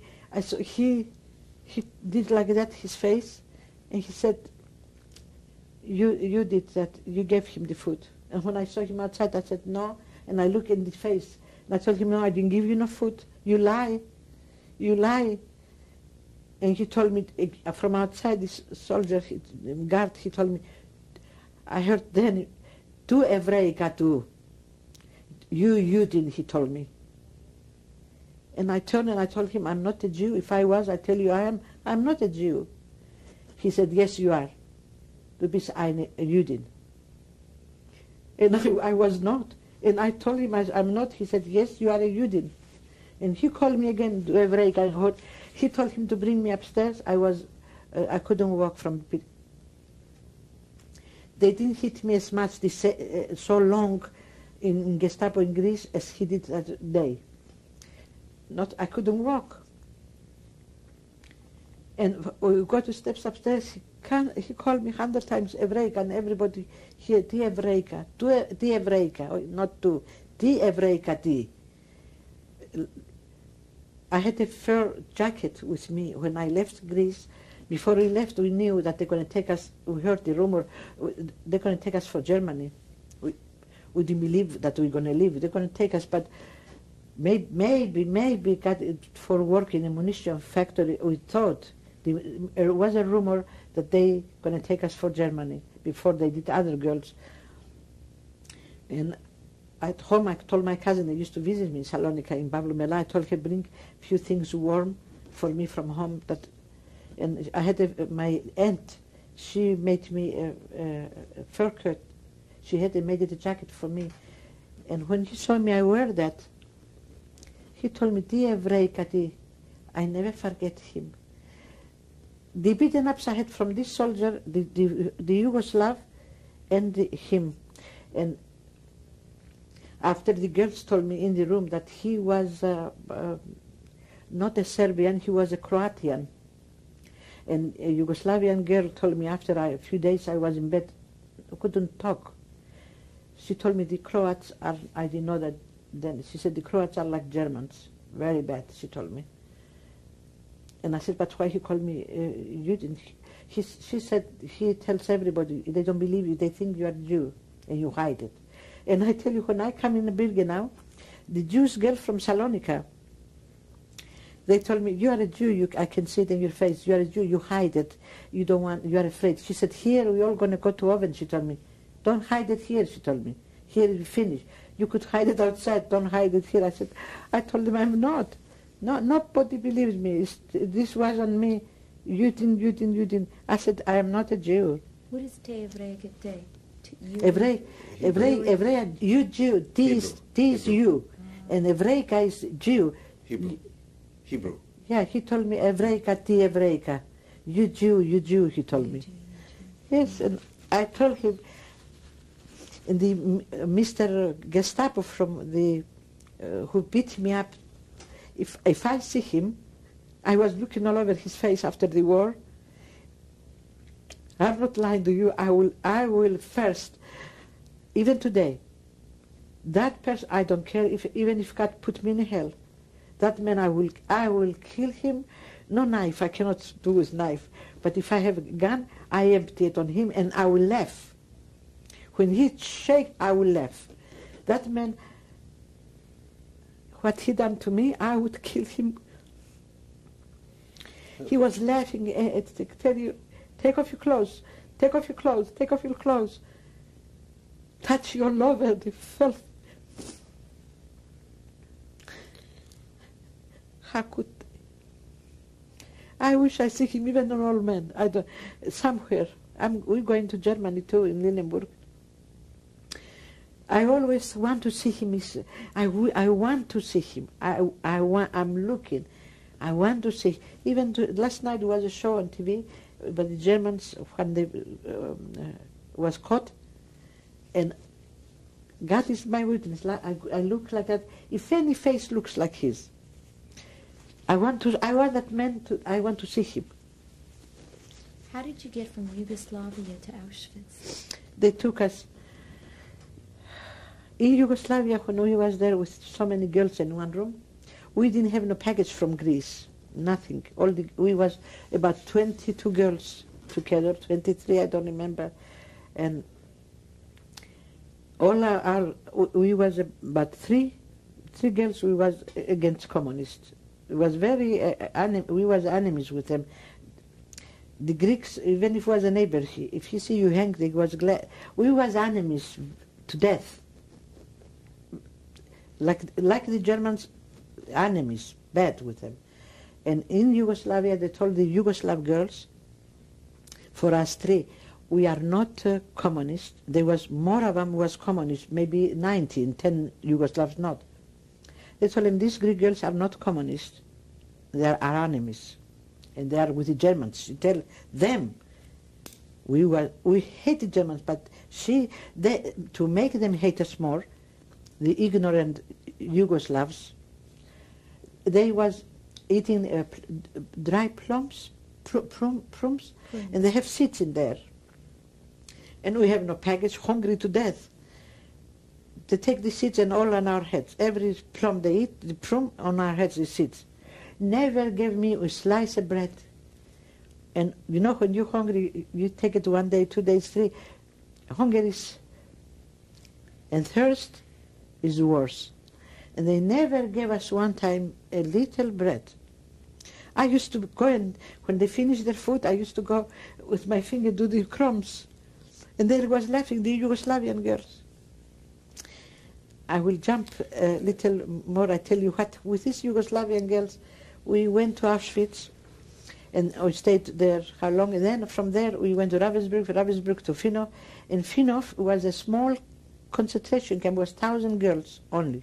Was a lot of Jewish girls there, lots, prisoners. The commandant was, I have to tell you the truth, he was, never I saw him hit one girl. And he always come to us and told us, the prisoners, my sons, like talking to himself, my sons are in front, they fighting, I don't know why I'm here. And he always told us things. We kept quiet, we don't know what he is inside. But he told us, and one day he said, you want to work in the kitchen? And we was in 5 outside, and with another girl, Polish Pasha and Lola, and they took us to the kitchen. To work to the kitchen, you are the queen from England. If you work in the kitchen, you are the queen of England. Food, life. I went to the kitchen the first day, I saw like that a schüssel full of marmalade, margarine, jambon, beef. I ate, like my stomach was hurting and I still, my brain, and then when I ate so much, I said, I have so much I ate. The girls, the Yugoslavian girls, all with me there. I said, they're hungry to death. They don't have no food, I have in the kitchen. I packed with papers all over me the beef, the slice, I put it all on me, full. And I take it there tonight. And I told them, here it is for you all. They look at me. My husband knows about, after I tell you the story, they told me, you give us to eat? And they start crying. I said, no, that's over. I ate, I'm eating now. Who knows who told you what they told you about me? It's okay. And every night I told the commandant, the food when it was over for the Germans, we cook for them, we clean for them, we do everything, wash their clothes. I said, we had to dump it. I said, can I take it inside? He said, I don't know nothing. If they caught you, I don't know nothing. And I carry that on the snow and bring it inside to the girls with a big spoon, and I give them everyone food, every night. I give them to eat. After I tell you short, the war when it was finished, me and my husband was married a month. 2 tall officers, Yugoslavians, come in the room and they ask, do you know any Crisula, my name? And my husband said, my wife. And they take me, they don't ask nothing, they take me in the air. My clothes all, they take me in the air and they say, hooray, hooray. And they said, you come to Yugoslavia, you don't work no more, we feed you. You fed our girls. They did this to you and you fed them. You know how things, It's funny how to them they come. But these girls used to beat us up with every stone come to your head, it hurts. Tell us a story about the potatoes, how you would steal the potatoes. Oh, in Birkenau. How long were you in Auschwitz? I don't know exactly. Maybe I was 6 months now in Birkenau. Well, let's back That's up. not Auschwitz. Yeah. Auschwitz is 5 kilometers from Birkenau. Yeah. Let's back up. Let's hear about your arrival to Auschwitz. How you leaving Yugoslavia, your arrival, and then yeah. One day they this. told us we're going to transport. They don't tell you where they take you. They took us with a train. It took us this train about 10 days. It's supposed to go one day, but I don't know. It was partisans on the streets. We saw in some stations the trains all broke down. The wagons and was full of oranges and things all come out. Maybe the partisans when they bombed it, explosion. And we arrived in Birkenau one day. What my eyes saw, I cannot tell you. The smell. And the day I come in there, we went in a big room, barrack. It was, and like you, it was a nurse, a Jewish lady, a doctor Jewish lady, and a German with a uniform, a woman, and Mengele. Mm. And he had his leg, one had a table, one foot was up on the table and the other foot standing there like this. And he told me, Ausziehen, the same words I heard from this Krieger who hit me. Again, he says, Ausziehen, but there was more people there, more prisoners too. What does that mean? Undress. And I took my coat off. He said, Ausziehen, more. I had a black suit underneath. I take that off too. I was with my sleep. He said, Ausziehen. Everything. And I never talk in my life with a man naked, with a woman, with nobody. I did like this. He said, never mind, I see like you thousands. And his face. And he was good looking, very good looking man. He has black eyes. When I look at him like this, I said, he must be good, so good, you know. Like your fear go away. But after, when he talks, ironic, you feel like he makes you in 5 minutes you are nothing. And I had already another person give me the number, and he did. Show us your number. 82 225. When did you get that number? When did you get that? In Birkenau. I don't. This you see, I don't remember. I'm going again somewhere else. In Birkenau. Birkenau, Auschwitz. It's 5 kilometers from Auschwitz. Mm. And when I went, you see, I told you I believe in God and angels, and I believe that. When he told me, turn around. He touched you all over. He said, what a beautiful skin. I never forget, schönes Haut. Griechen, you are Greek? Greek? I said, yes. And make me turn around. In the German, she touched me to look I don't know. And then he told me, go this side. It was about 2-3 girls there, and I had to go with them. And I went there. Everywhere he tell you go. I said, oh my God, where this is. I looked around. I said, this is hell. If you cut me, I don't believe blood would. I freeze. I saw girls walking out, up and down like this. No hair, with the striped dresses. I read a book in Greece when I was about 16, I don't know, and I was so afraid. For months I couldn't sleep. Dante, have you ever... Dante's Inferno. I thought I'd die. Dante. That come to me, like, I said, they're dead. You lose your brain for a minute. I said, oh, I'm in hell, I'm dead. This is dead people. Now, I don't know, zombie, I don't know, I cannot tell you. I said, oh God, where am I? Why you send me here? God, why don't you help me? In that minute, I was with the girls, the other girls. She told me, the other girl, you know, she said, this doctor, for the Jewish doctor, she was a doctor, one lady there, like, I never saw her again. Swollen her face, she had little thick lips, and very short black hair. She was fat, that was luxus there. Maybe she was newcomer, but she had papers in her hand, a lot. And this girl told me, this Jewish lady told me, she said, that we go to the prostitute house. He wants us for him, she said.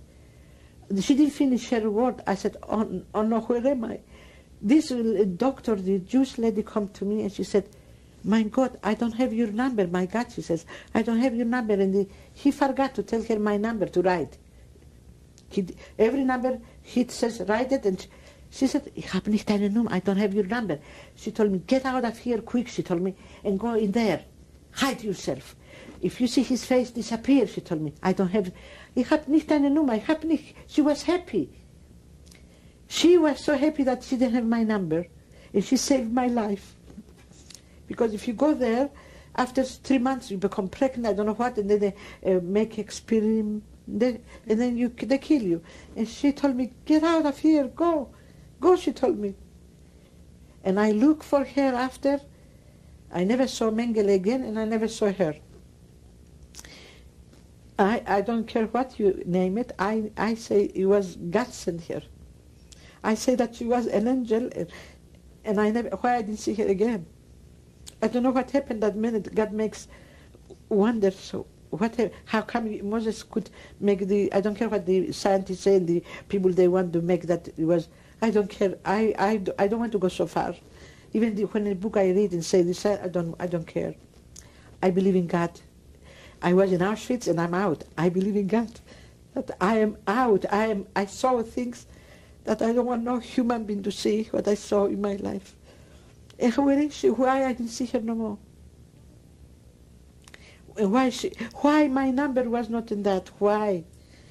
He don't make hardly he made mistakes, Mengele, the expert. And she saved me my life, and I looked, I remember her face. Nothing I see so vivid in front of me as her face.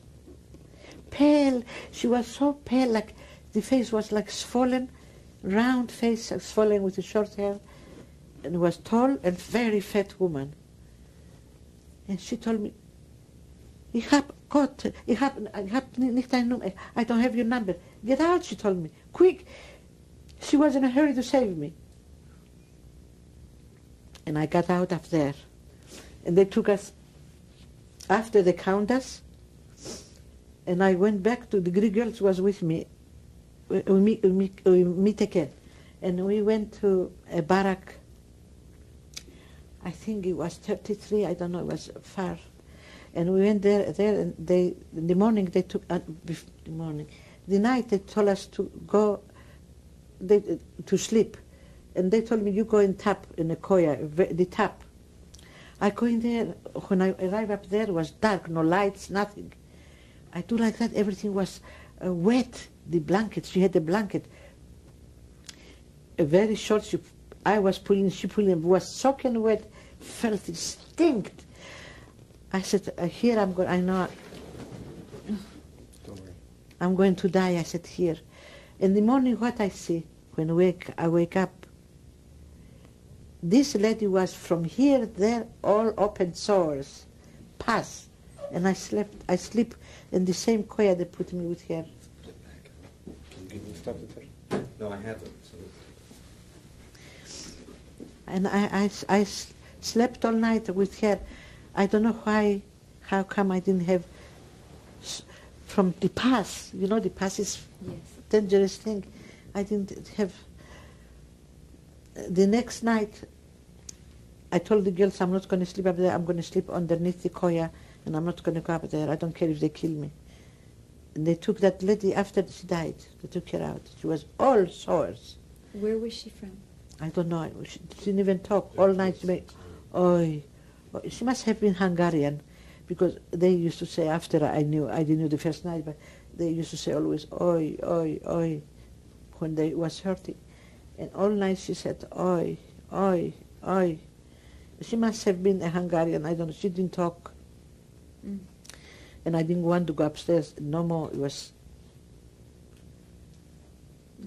terrible. The next, about a week, we had to do round the block, we had to do some work. We had to, there was some, let's call it toilets, ditch, open a ditch, and all the girls go open. There was a ditch and you go in there, filthy. No toilet paper. Just imagine, if you have diarrhea and you have no toilet paper, how quick you become an animal. And thank you, I'm sorry. I hold me very hard. And one day they tell us we have to go, they call all our numbers, no name, and we go to work in a big barrack, unload, I don't know what to unload. You can say no, you go. We went there and they brought about 5 trucks open, and they opened this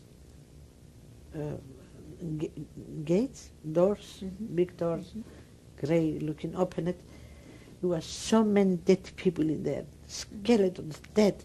And they told us with a whip, you have to go in there. I told the Greek girl with me, but where are we going to walk if we go in there? And we had to put these dead people on the trucks. But where are we going to walk? There is, I don't see no path, nothing. Where? And with the whip behind you, whip you have to go. Step on the dead people. You walk on the dead people. And then on the stomach, he's dead. On the stomach, on the face. I don't know how I am in life. I don't understand. You step on a dead person, not one. Smell, I cannot tell you how. I can't back. Load the trucks and then they go straight. The crematorium was not very far from us. They change us blocks many times. That's the way they want. They come in the night, take it from this block, put it in this block, 1 week here, 1 week there, I don't know their reason. And you believe it or not, I was so hungry, I died from hunger, and I couldn't eat. I don't care. Not even thought I wanted to die. I didn't want no food. I don't want nothing. Couldn't think about water. I couldn't think about food. I couldn't. It come all this picture. When you step in the stomach, I couldn't see, even now. I don't want even look at me. You see, human being, you forget everything, and I'm not hungry today. My brain never went away. Even my grandchildren, my children, I made them like this. They have to finish their food. They have to eat. To me, food is an important thing. And I bless every day I go in the store. What is all this food so much? I'm going to eat this. I want to eat everything. And I have enough. And I still... I don't understand. Maybe it's... not brainwash. I don't know the right word. What a human being is the... Deprived. The brain, never my brain come to term that I have enough. I think I'm not going, tomorrow is no more this thing there. Where I'm going to find it. Even when I shop, I have sugar with sacks in my house. You come see. Rice. Beans. And I go give the beans and everything away because they're going to have weevils. So I give it away, but when I finish, I go shop again the same. I cannot settle down and say, no, nobody, the store is going to be there. I have a fear that I'm not going to find the food. In the restaurant, the plate, when I see it, I say, oh my God, so much. How? I eat it. I said, no, maybe I cannot come tomorrow. I eat all my platter. I cannot satisfy my brain. Sula, there is plenty food. And I do my grandchildren, my daughters. Now we're going to go all to the doctor. I talk to them and lose weight because I know I'm going to get heart attack. This is too fat. And my brain is, I cannot, some things I cannot see people suffering. I don't care if they're black. To me, really inside deep, if you believe in God, you are a wonderful person. I don't care if maybe you are a Jew. I'm a Jew. You are a Jew. If you are not good, you are nothing. The religion, the name, not going to bring you anywhere. Nowhere. Never mind the heaven. You're not going to see even the clouds to go close. You have to be inside you, human, warm, and feelings. You have to forget color, and you have to weight a person, his actions. If he's good, there is no color, there is nothing. If he's not good, my father said, abandon him in fire. If he's not good, I don't have to associate with you. If you are bad, it's your privilege, do what you want. I select my friends what their goodness, not color or religion either. I don't. If he's a good human being, I love him. If he's not, I don't like him at all. Because we humans are able to see is black, white, good or bad. And I don't like people who, and not because you are Jews and here and I will act to you, I don't at all. I don't like people who don't like Jews. I don't. I don't care if it's my own mother. Thank God it was not like that.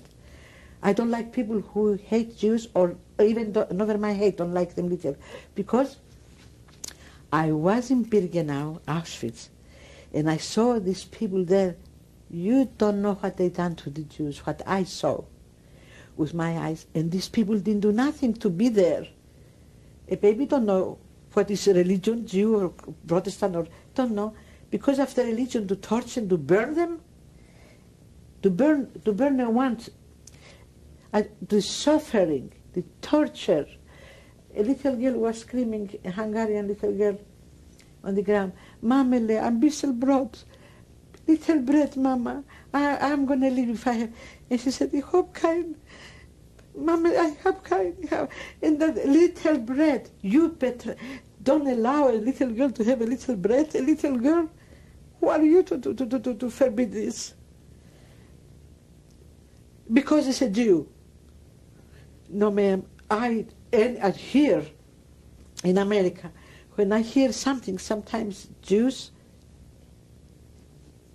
I don't want to see them anymore, and I tell them to, I'm sorry, I become like, I'm not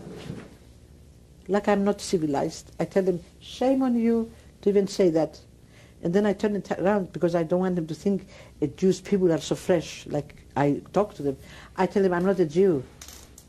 Right away I want to clean up the Jews. I say, I'm not a Jew. This number, I'm for politics. I tell them quick to clean up the place because I wanted to, if I was a Jew, I tell them, you would be alive, you talk to me like this. I tell them, I cannot, I forget from where I am, I'm civilized, I come from the top of the mountain, I never saw people. This bothered me because I was too young, and what I saw, it was impossible humans to do to another human. It was impossible. I don't care how much I tell you. You wouldn't believe it. You had to live. You had to live it. That's why I think the American Jews, they don't help as much as supposed to in Israel, because they don't know what that means, only hurt. You had to live it to see what they suffered. I said in Auschwitz, but I did something against the Germans. They said, don't do it, I did it. We did something. The Jews didn't do nothing to them. Absolutely nothing. Why they're here? And burn a little baby. How long were you in Auschwitz? Altogether, I think 6 months. 6 months. And I was in Ravensbrück, another Auschwitz. When you were in Auschwitz, how long were you on this particular detail you were telling us about? Which? The kitchen? No, not the kitchen. Oh, that was not in Auschwitz. No. That was in Nebenswalde. Dealing with dead bodies. And that was in Birkenau. How long were you on that?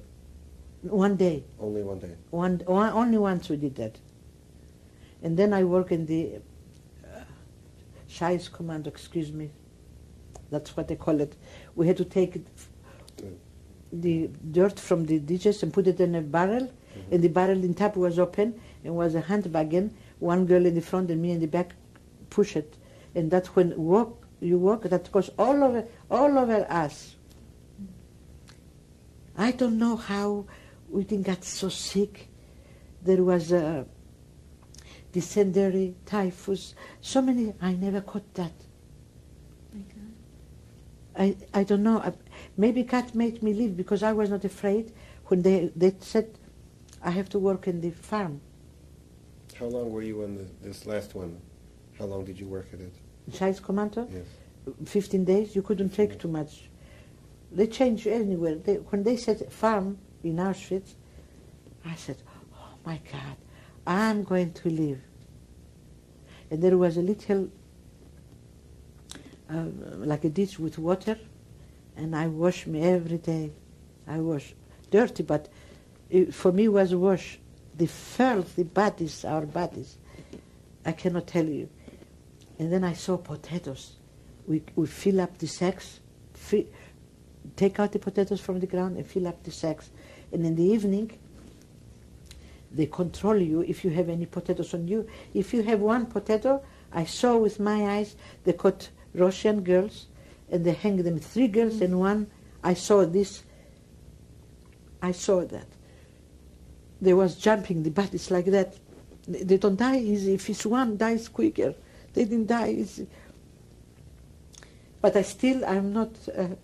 I told the girls, find some rags, make me a pants underneath, and we tie it here.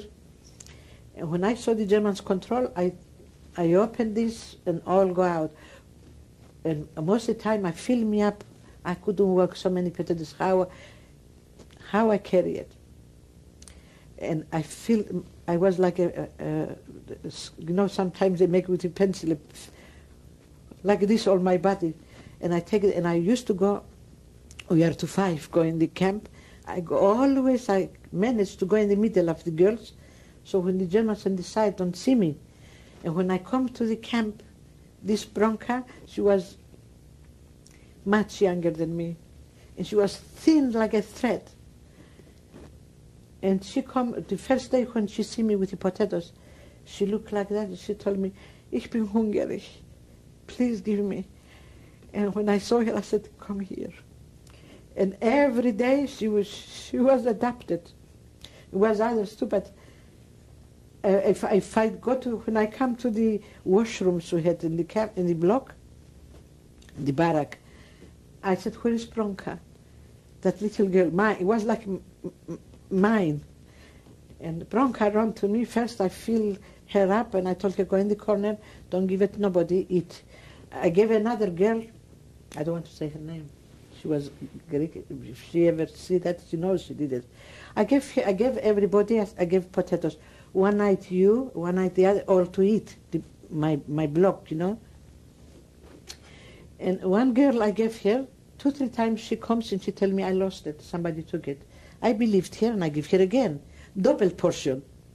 And the others don't eat, because I felt sorry for her. And one evening I gave everybody, and I sit on her corner of her, we was 5 in one koya. She was here, and I sit on her corner, and I sit and I say, "It's so hard, what's wrong here?" And I opened, there was potatoes. I told her, "Come here. Is that nice what you're doing? You are just like an SS. You killing other who is hungry. You hide yours and take another one. This for when? Why the other person going to be no potatoes?" I slept here. I told him, "Don't you ever again hide. I give you every day. Why you hide it?" Because when I give you double person, somebody else don't eat. And you know, when I come back from the work, I don't want to say that, but you know how an angel come down? That's the way they kiss even my feet to bring them potatoes and carrots, mostly potatoes. And if one night I didn't bring, because I empty myself on the mat, because the Germans will kill me, you had to see them all stay like that. "Oh no, kein Kartoffel heute. Today no potato." Hungry. Hunger was skeletons. The face, you know, the face becomes like a fuzz, and the eyes they swallow, and this eyelid is like bluish yellow, and the eyes fallen, and the face, the feet, the legs, the body is a skeleton, and the legs are like that thick. If you put the finger, I used to do like that, the hole don't come out, a deep hole. I cannot tell you how we was. And every time I come so down, I find some work. And when I finished the potatoes, they took me to Lino. What is Lino? They make oil from that. They have it here in the Whole Foods, some black seeds, small black seeds. They make material, linen from that. What they call Linseed, I think it is. Linseed, I think. Yeah, but they have a name. Anyway, I worked to that. We had to separate the roots, clean and separate them, and the seed and sacks, and the Germans for them. I filled up, they make me pockets. I told them I found that. That was like vitamins put in your body, shots. How many pounds I carried that inside. And I ate like this, a lot. And I carry this I work only 15 days, that finished. I work once in cucumbers. I'd carry 2, 3, you can't, there was not so many. But always, when I come down to die, there was a job that I eat, and when the minute I ate, first, I don't lie to you, I ate first a lot, myself. I didn't think of nobody else first. I thought only of me. I ate good, and then when I said, oh, God's going to punish me, I can carry inside. It was not, to carry a potato, you die. And I said, I'm smarter than them. I'm going to watch. Over there you become fast. You have to be very fast with the brain, the eyes, the movement. If you are slow and you are quiet and you want to stay how you was home, very nice little girl, you have to change like a butterfly, get out of there and go be some fly. You survive and you help, otherwise you die for sure. I don't say I was smarter than them, but God gave me a little thing that I didn't like. One time they called me, she steals. I didn't steal nowhere in my life. If you kill me, I wouldn't touch nobody else's. I don't care if you have $1 million and I have nothing. I am free, I have to eat. I'm not jealous of nobody. But there I thought it was my duty to steal. I had to. Because if it was for me, I ate enough every day there. Too much, not enough, too much I ate. Like this. I didn't do it for me. I didn't steal to go at home in the night and eat it. In the end, I didn't have one potato. Pronga, even from my mouth, she take it if I buy the potato. She was so hungry. But she never forgets it. I met her I told you in the gathering. And she ran from there and she come to me like this and she said, are you Greek? I said, yeah. And she said, are you was in Birkenau? I said, yes. And I told my husband, what, she asked me so many questions, what you want?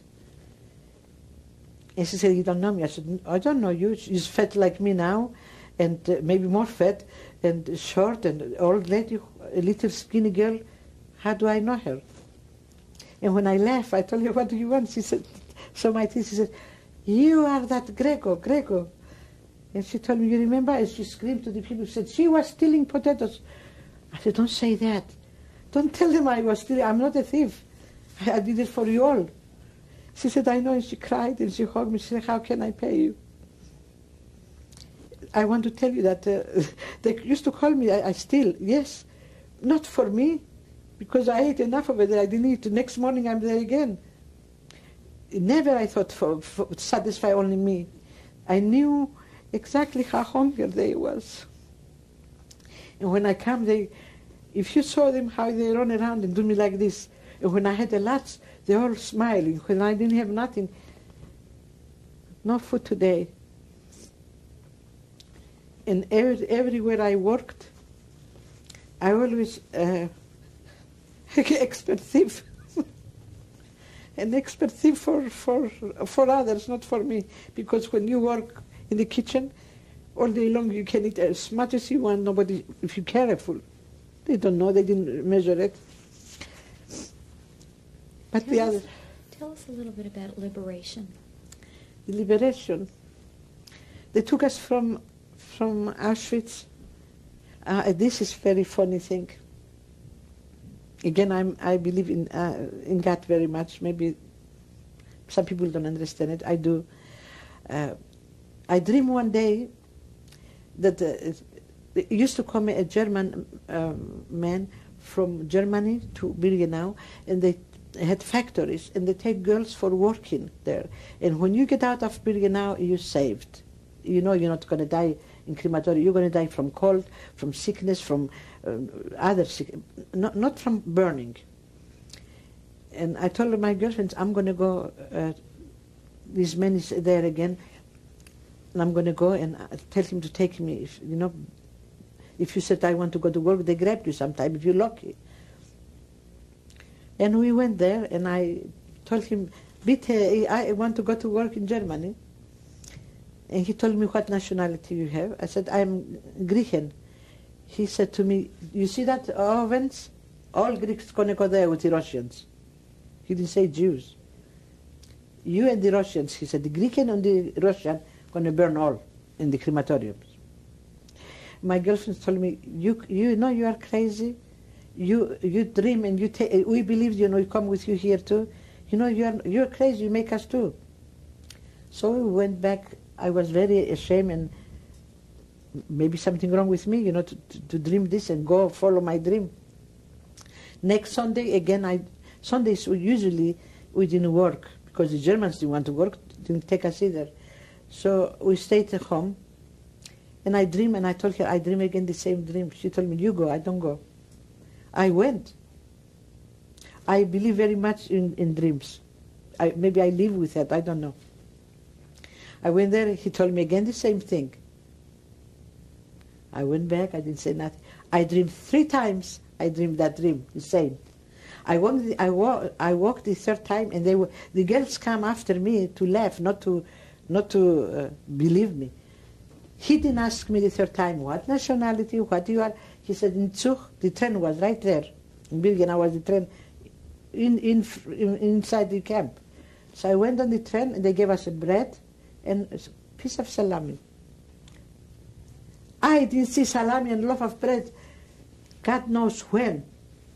And the bread they gave us in Birkenau was from the trees, the ground, because I worked in the trees too, and the potato shells, the ground, and make a bread. That's what we ate. 1 slice a day. Pure wood. And this bread didn't smell like wood, what he gave me.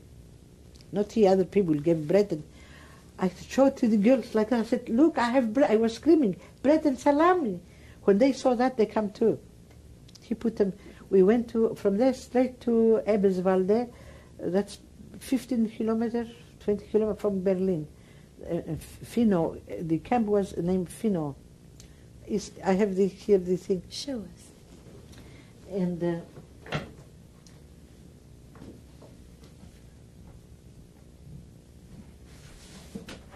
You need to change the tape. Okay.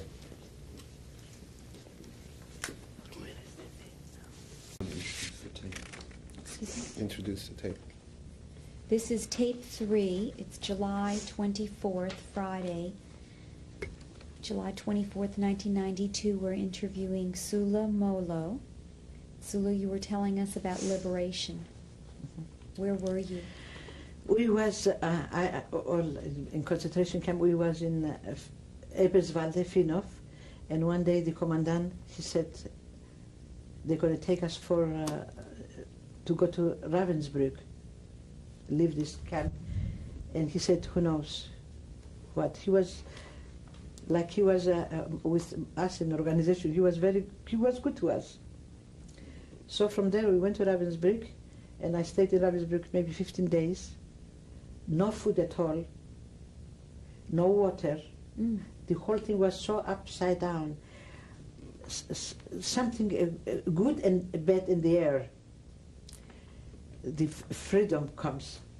And one day they told us the whole camp to evacuate, walking to Fuß, how do you call it?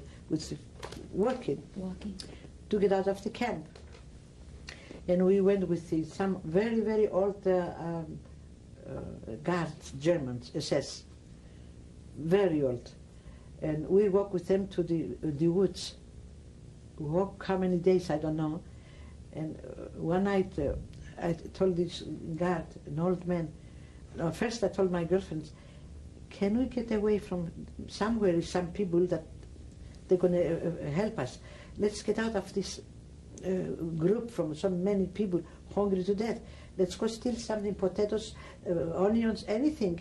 Let's get out, hungry and walking. Where are we going to go? And one night I told this, an old man, he had a long gewehr, what you call this, gun? Rifle? Rifle. And I told him, can I go to the bathroom somewhere? I told him, he said to me, you don't want to go to the bathroom, here is bathroom. He said, what, we are here. He told me like, hell, you know, he was hungry too, really. He didn't have no food. And he said, there is bathroom, he told me. You want to run away? He said, I know. And I told him, no, I don't want to run away. But he was so old and tired, and we was young. Very tired, very hungry, but young is young. One time I saw him, he's snoring, and I did like this. Sir, I want to talk to you. And I shake him, he didn't answer. He was sleeping, very deep, tired. I told the girls, let's get up and run. And we ran away from them. And we went, it was about 15 minutes walk, a big highway.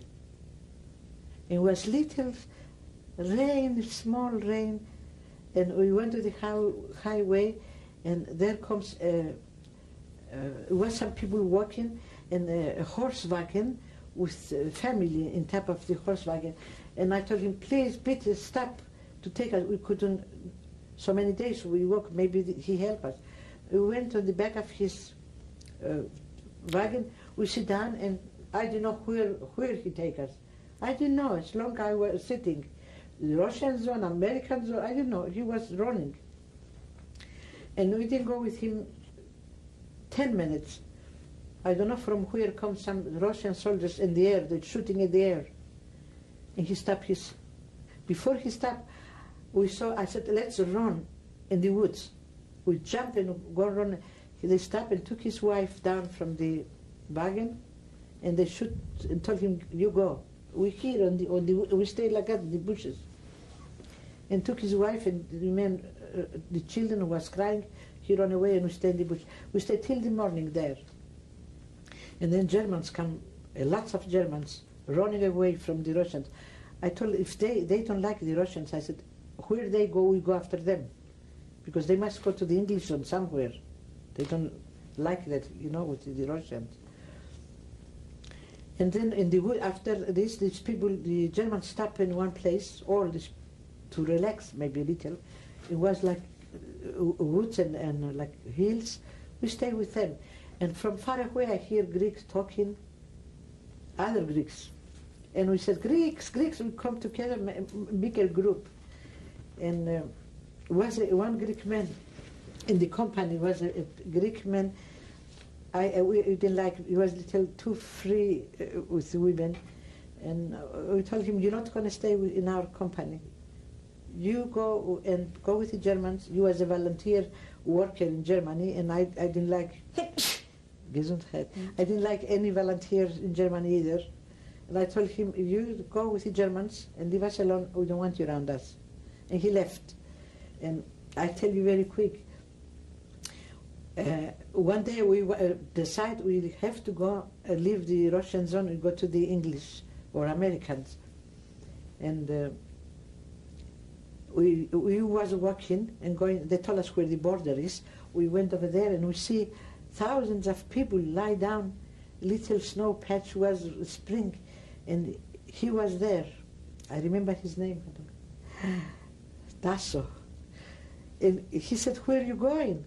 We said, the other side. He told us, 1 week I'm lying down here, and the Russians don't permit us to go the other side. How can you? And I told him, I give you half an hour, I'm in the other side.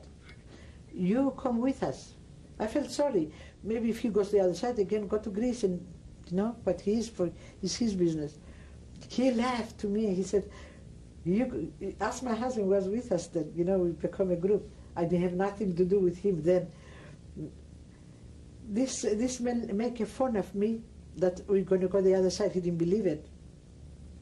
And this side was 2 Russian soldiers, and the other side was quite a few English soldiers. And we went to the border. I told the Russians, my parents are on the other side. I don't want to stay here. Please, let us go. And the English was right there. It was only a little while. I told them, do you have any whiskey, something? He said, yes. I said, please give me one bottle. They're going to let us go with a bottle of whiskey. He gave us the bottle. I give it to the Russians. And I said, open this. We was there.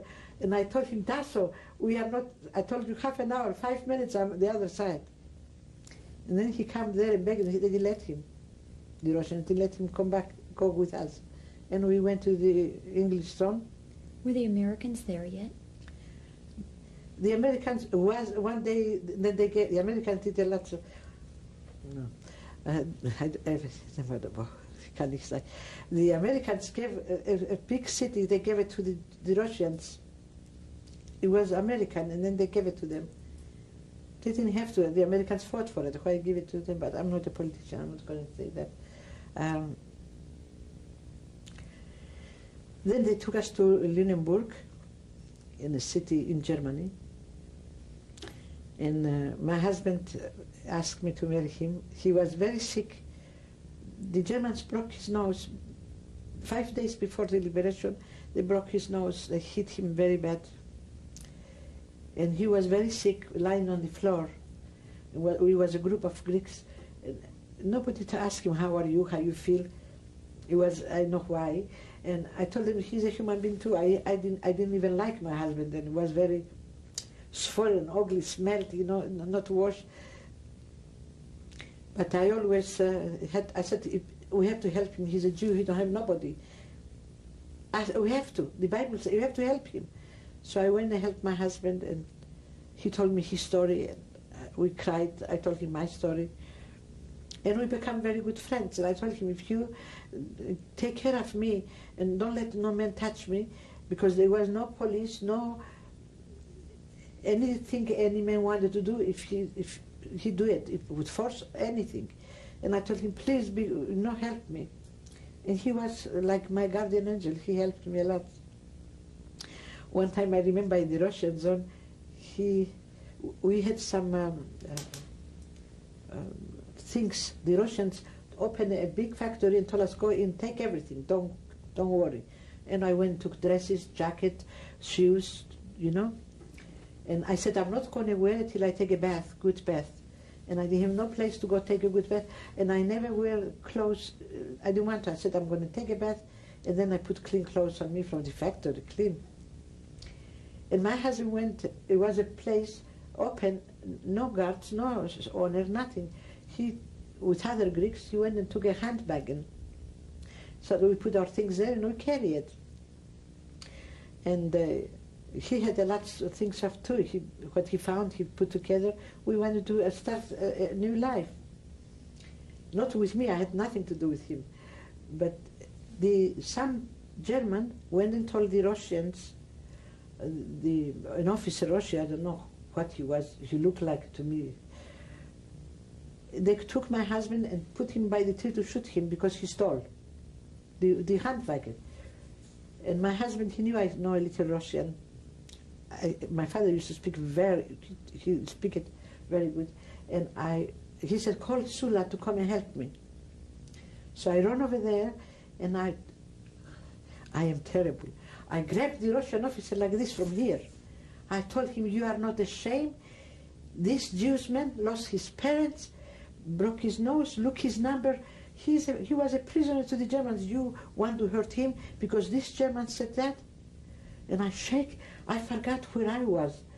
I thought I was Hitler. I did feel like this to him. And then the Russian, he was from God.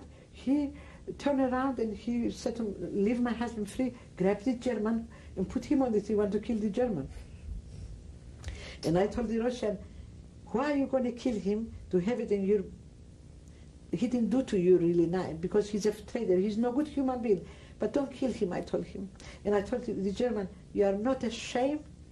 I said, if I want now and be like you, you'll be dead. But I'm not like you. I talked to him, I said, I hurt you. You tell him different things, because the Russian tell him to tell something to my husband. He said, my husband said different things, that he don't like the Russian. Rather, mixed politics. I said, he didn't say what you told.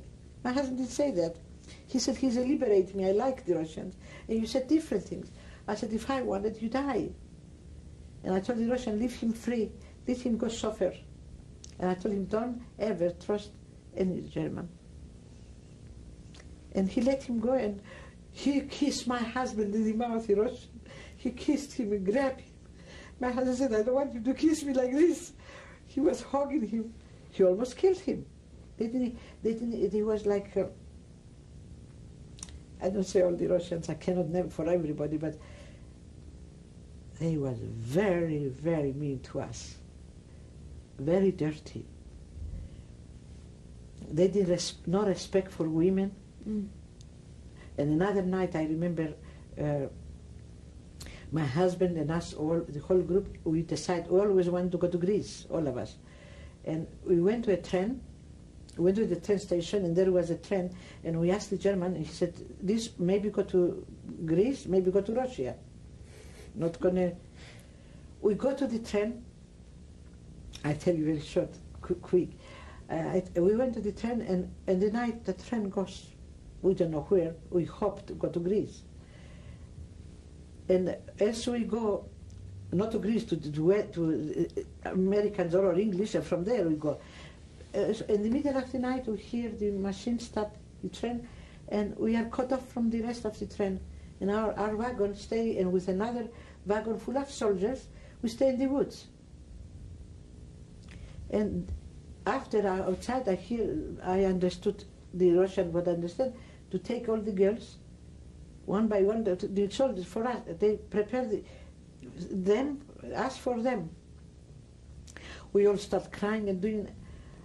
I said, don't be afraid, don't do like that, the train was, the wagon was open here, and I went and put my legs like that in the front of the wagon, like I was what you call this man who flies in the air?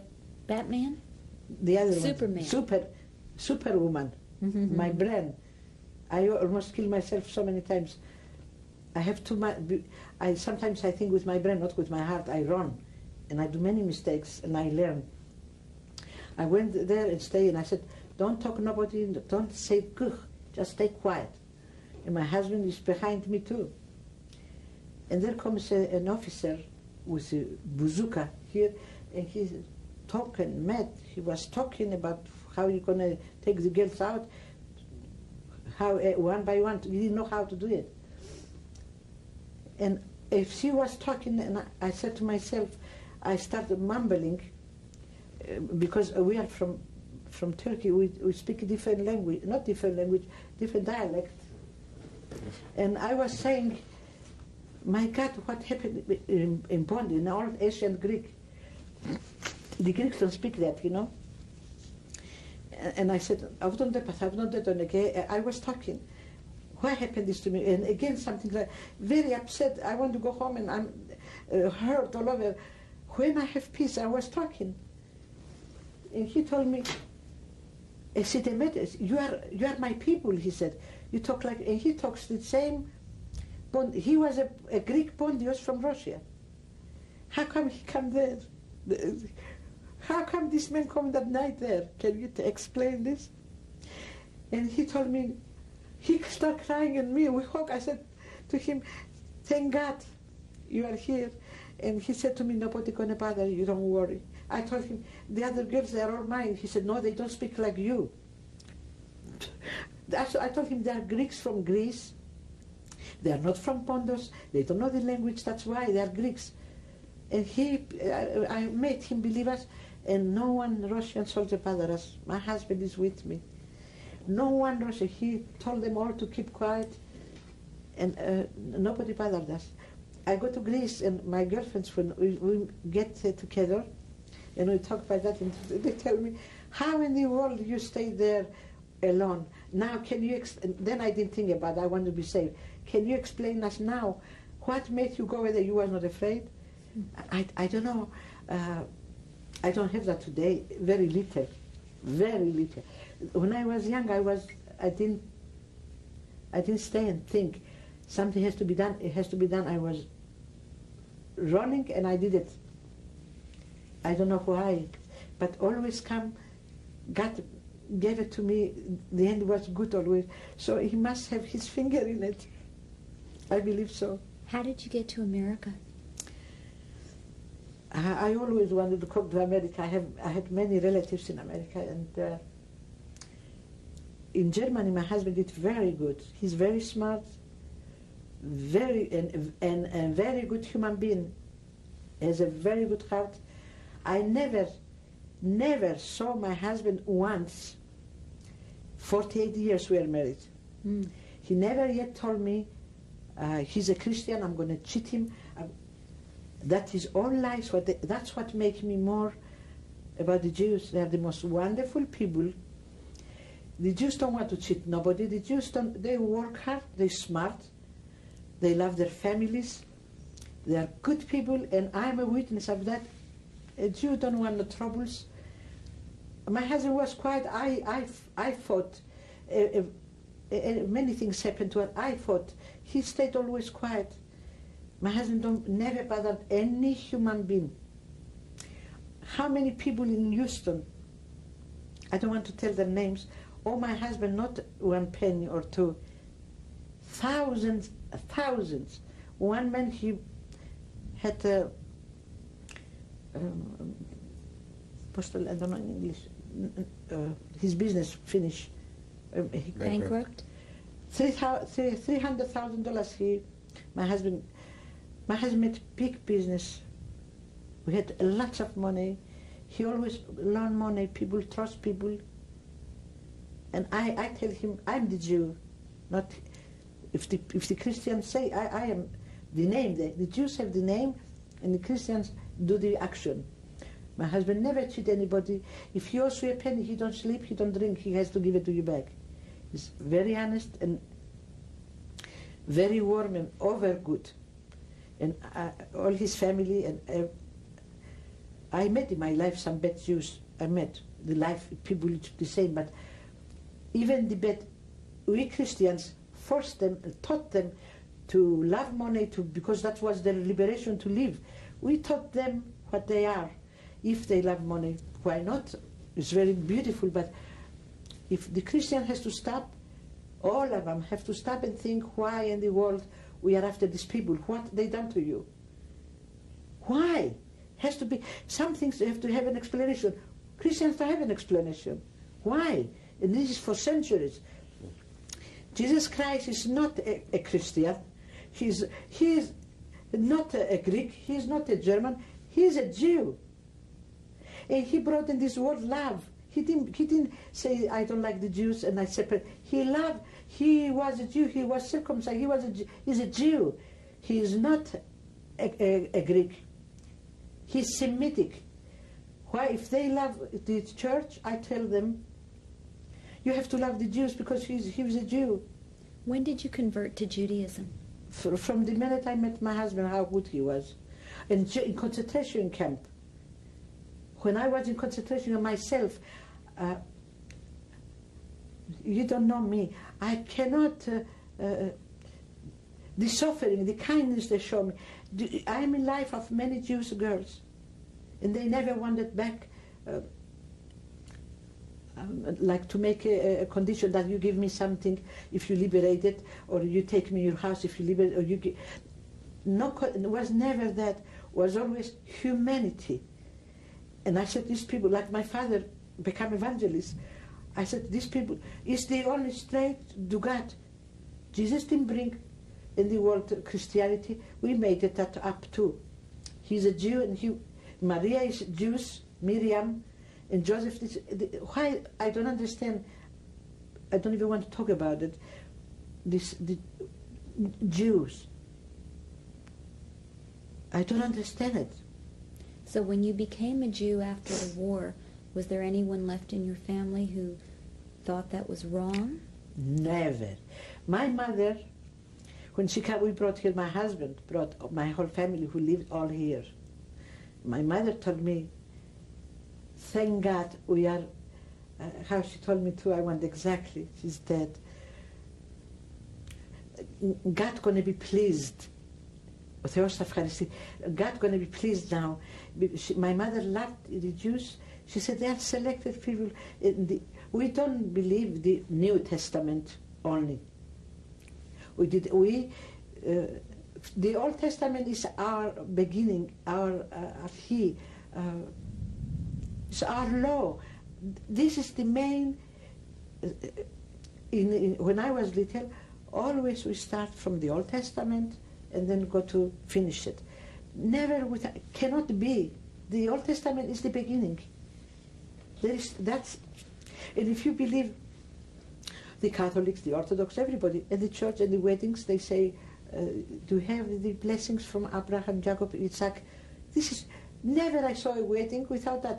For goodness sake, how near can you be? If you bless with the Jews' blessing, what you talking about Jews? What is it? This is Jews. I don't understand. I don't want to play that I'm smart. No, I'm not. I'm a human being, little bit. But these little things goes in my brain. This is something that anybody can understand. Why you say the Abraham and Jacob, Isaac, you give the blessing. What is that? Everywhere I go, I went to a wedding in Galveston, Orthodox, beautiful ceremony. The priest said, and now you to have the blessings from Abraham and Jacob. I never have been any wedding or anything that they don't bring this up. If this is the blessing in the beginning, then please believe it. What is this that where they come, they separate this? What makes them forget that forever when they want to hate, they forget that. How did you get to Galveston? We come from Germany to Galveston. We come direct to New Orleans, and from New Orleans they brought us to Galveston there. Show us the article that was in the newspaper in 1952. What year was it that you came to Galveston? 1950. Yeah. Have you ever been in Israel? Yes. Oh, God permit you to go there too. Yes. Isn't that beautiful? Yeah. Show us that article. Can This you one? place it? Yes. Let's let the camera see it. Oh. Me and my babies. My husband was working in the Amoco then, and I was along with the children. This is Beatrice. She has the name from my husband's sister. And this is Graciela. She has my mother-in-law's name. My husband's family come from Portugal 400 years ago to Greece. Mm. And this is Joseph, my father-in-law name. And this is me. So of your family, who remained, and of your husband's family, who remained? I have two sisters in life, and the rest all is dead. And my husband don't have nobody. He has us, my children. And he's from what town? Salonika. Same. Did you know him before? No. I didn't know. No. When I was in concentration camp in Ravensbrück, I got very sick. I couldn't breathe. I don't know, no doctor, I don't know, it was pneumonia, I don't know. I was very sick. And my window was, all the glass broke. And I was laid there, I don't know how many days, we didn't stay very long there. Sick, I went to Finov. And they gave us some soup, half a flock, what they call it, I don't know, half a flock, and little milk inside, I don't know what kind of milk. Everything was kunst, not real. And one day I was laid there and I heard two girls was fighting outside. And I heard to tell them, you Jews, get away. I didn't know my husband, I never, you don't think marriage then, you think beg God to survive, not marriage. Because some people ask me, you did it for this? No. And I said, I got it, you don't know me, I know me. I get, when I hear something is not right, like you put what explosion, I get up and I said, what you say? Because Jews, after so much they hurt, you still say that?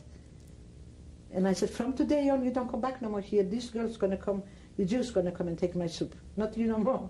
I cut it right away. And there was not, that was for my parents, for my home, the love I had not.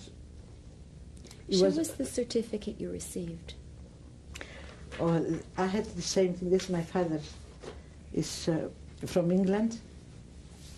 What my father did and fought, not even have everything there. Couldn't. They made it short like that.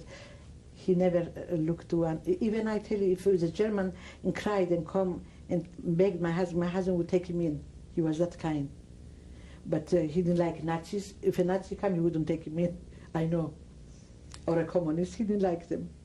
But he was a very good human being. My father was an angel. And my mother was more than him. I had good parents.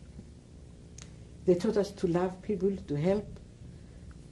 And he said, jump in the fire. My father always said, if it's necessary, you jump in the fire. And he was always like that. I must have from him a lot. He said, jump in the fire, don't think. Help. You're going to hurt a little, you're going to burn. He said, only your skin. Always he told us like that things. He filled us up with determination to help. He never said, you're going to be saved, you're going to have money, you're going to help.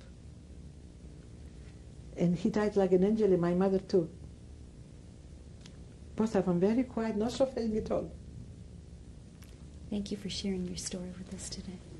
I'm glad, and I hope never happen again to nobody what I went through, and I hope God bring peace, really, I mean this from my heart, to leave the Jews alone and to love them, because they don't bother nobody. To me, it's more important that than anything else, because I live with a Jew, a wonderful one, for 48 years, and my children are Jews, and they are. If you kill them, I don't believe one of my children will cheat you or lie to you. This was in my house, how I bring them up, but they have inside, and they all belong to the Reformed Jewish synagogue here. They married a nice Christian boy. He even, Jerry, I love him very much, my son-in-law.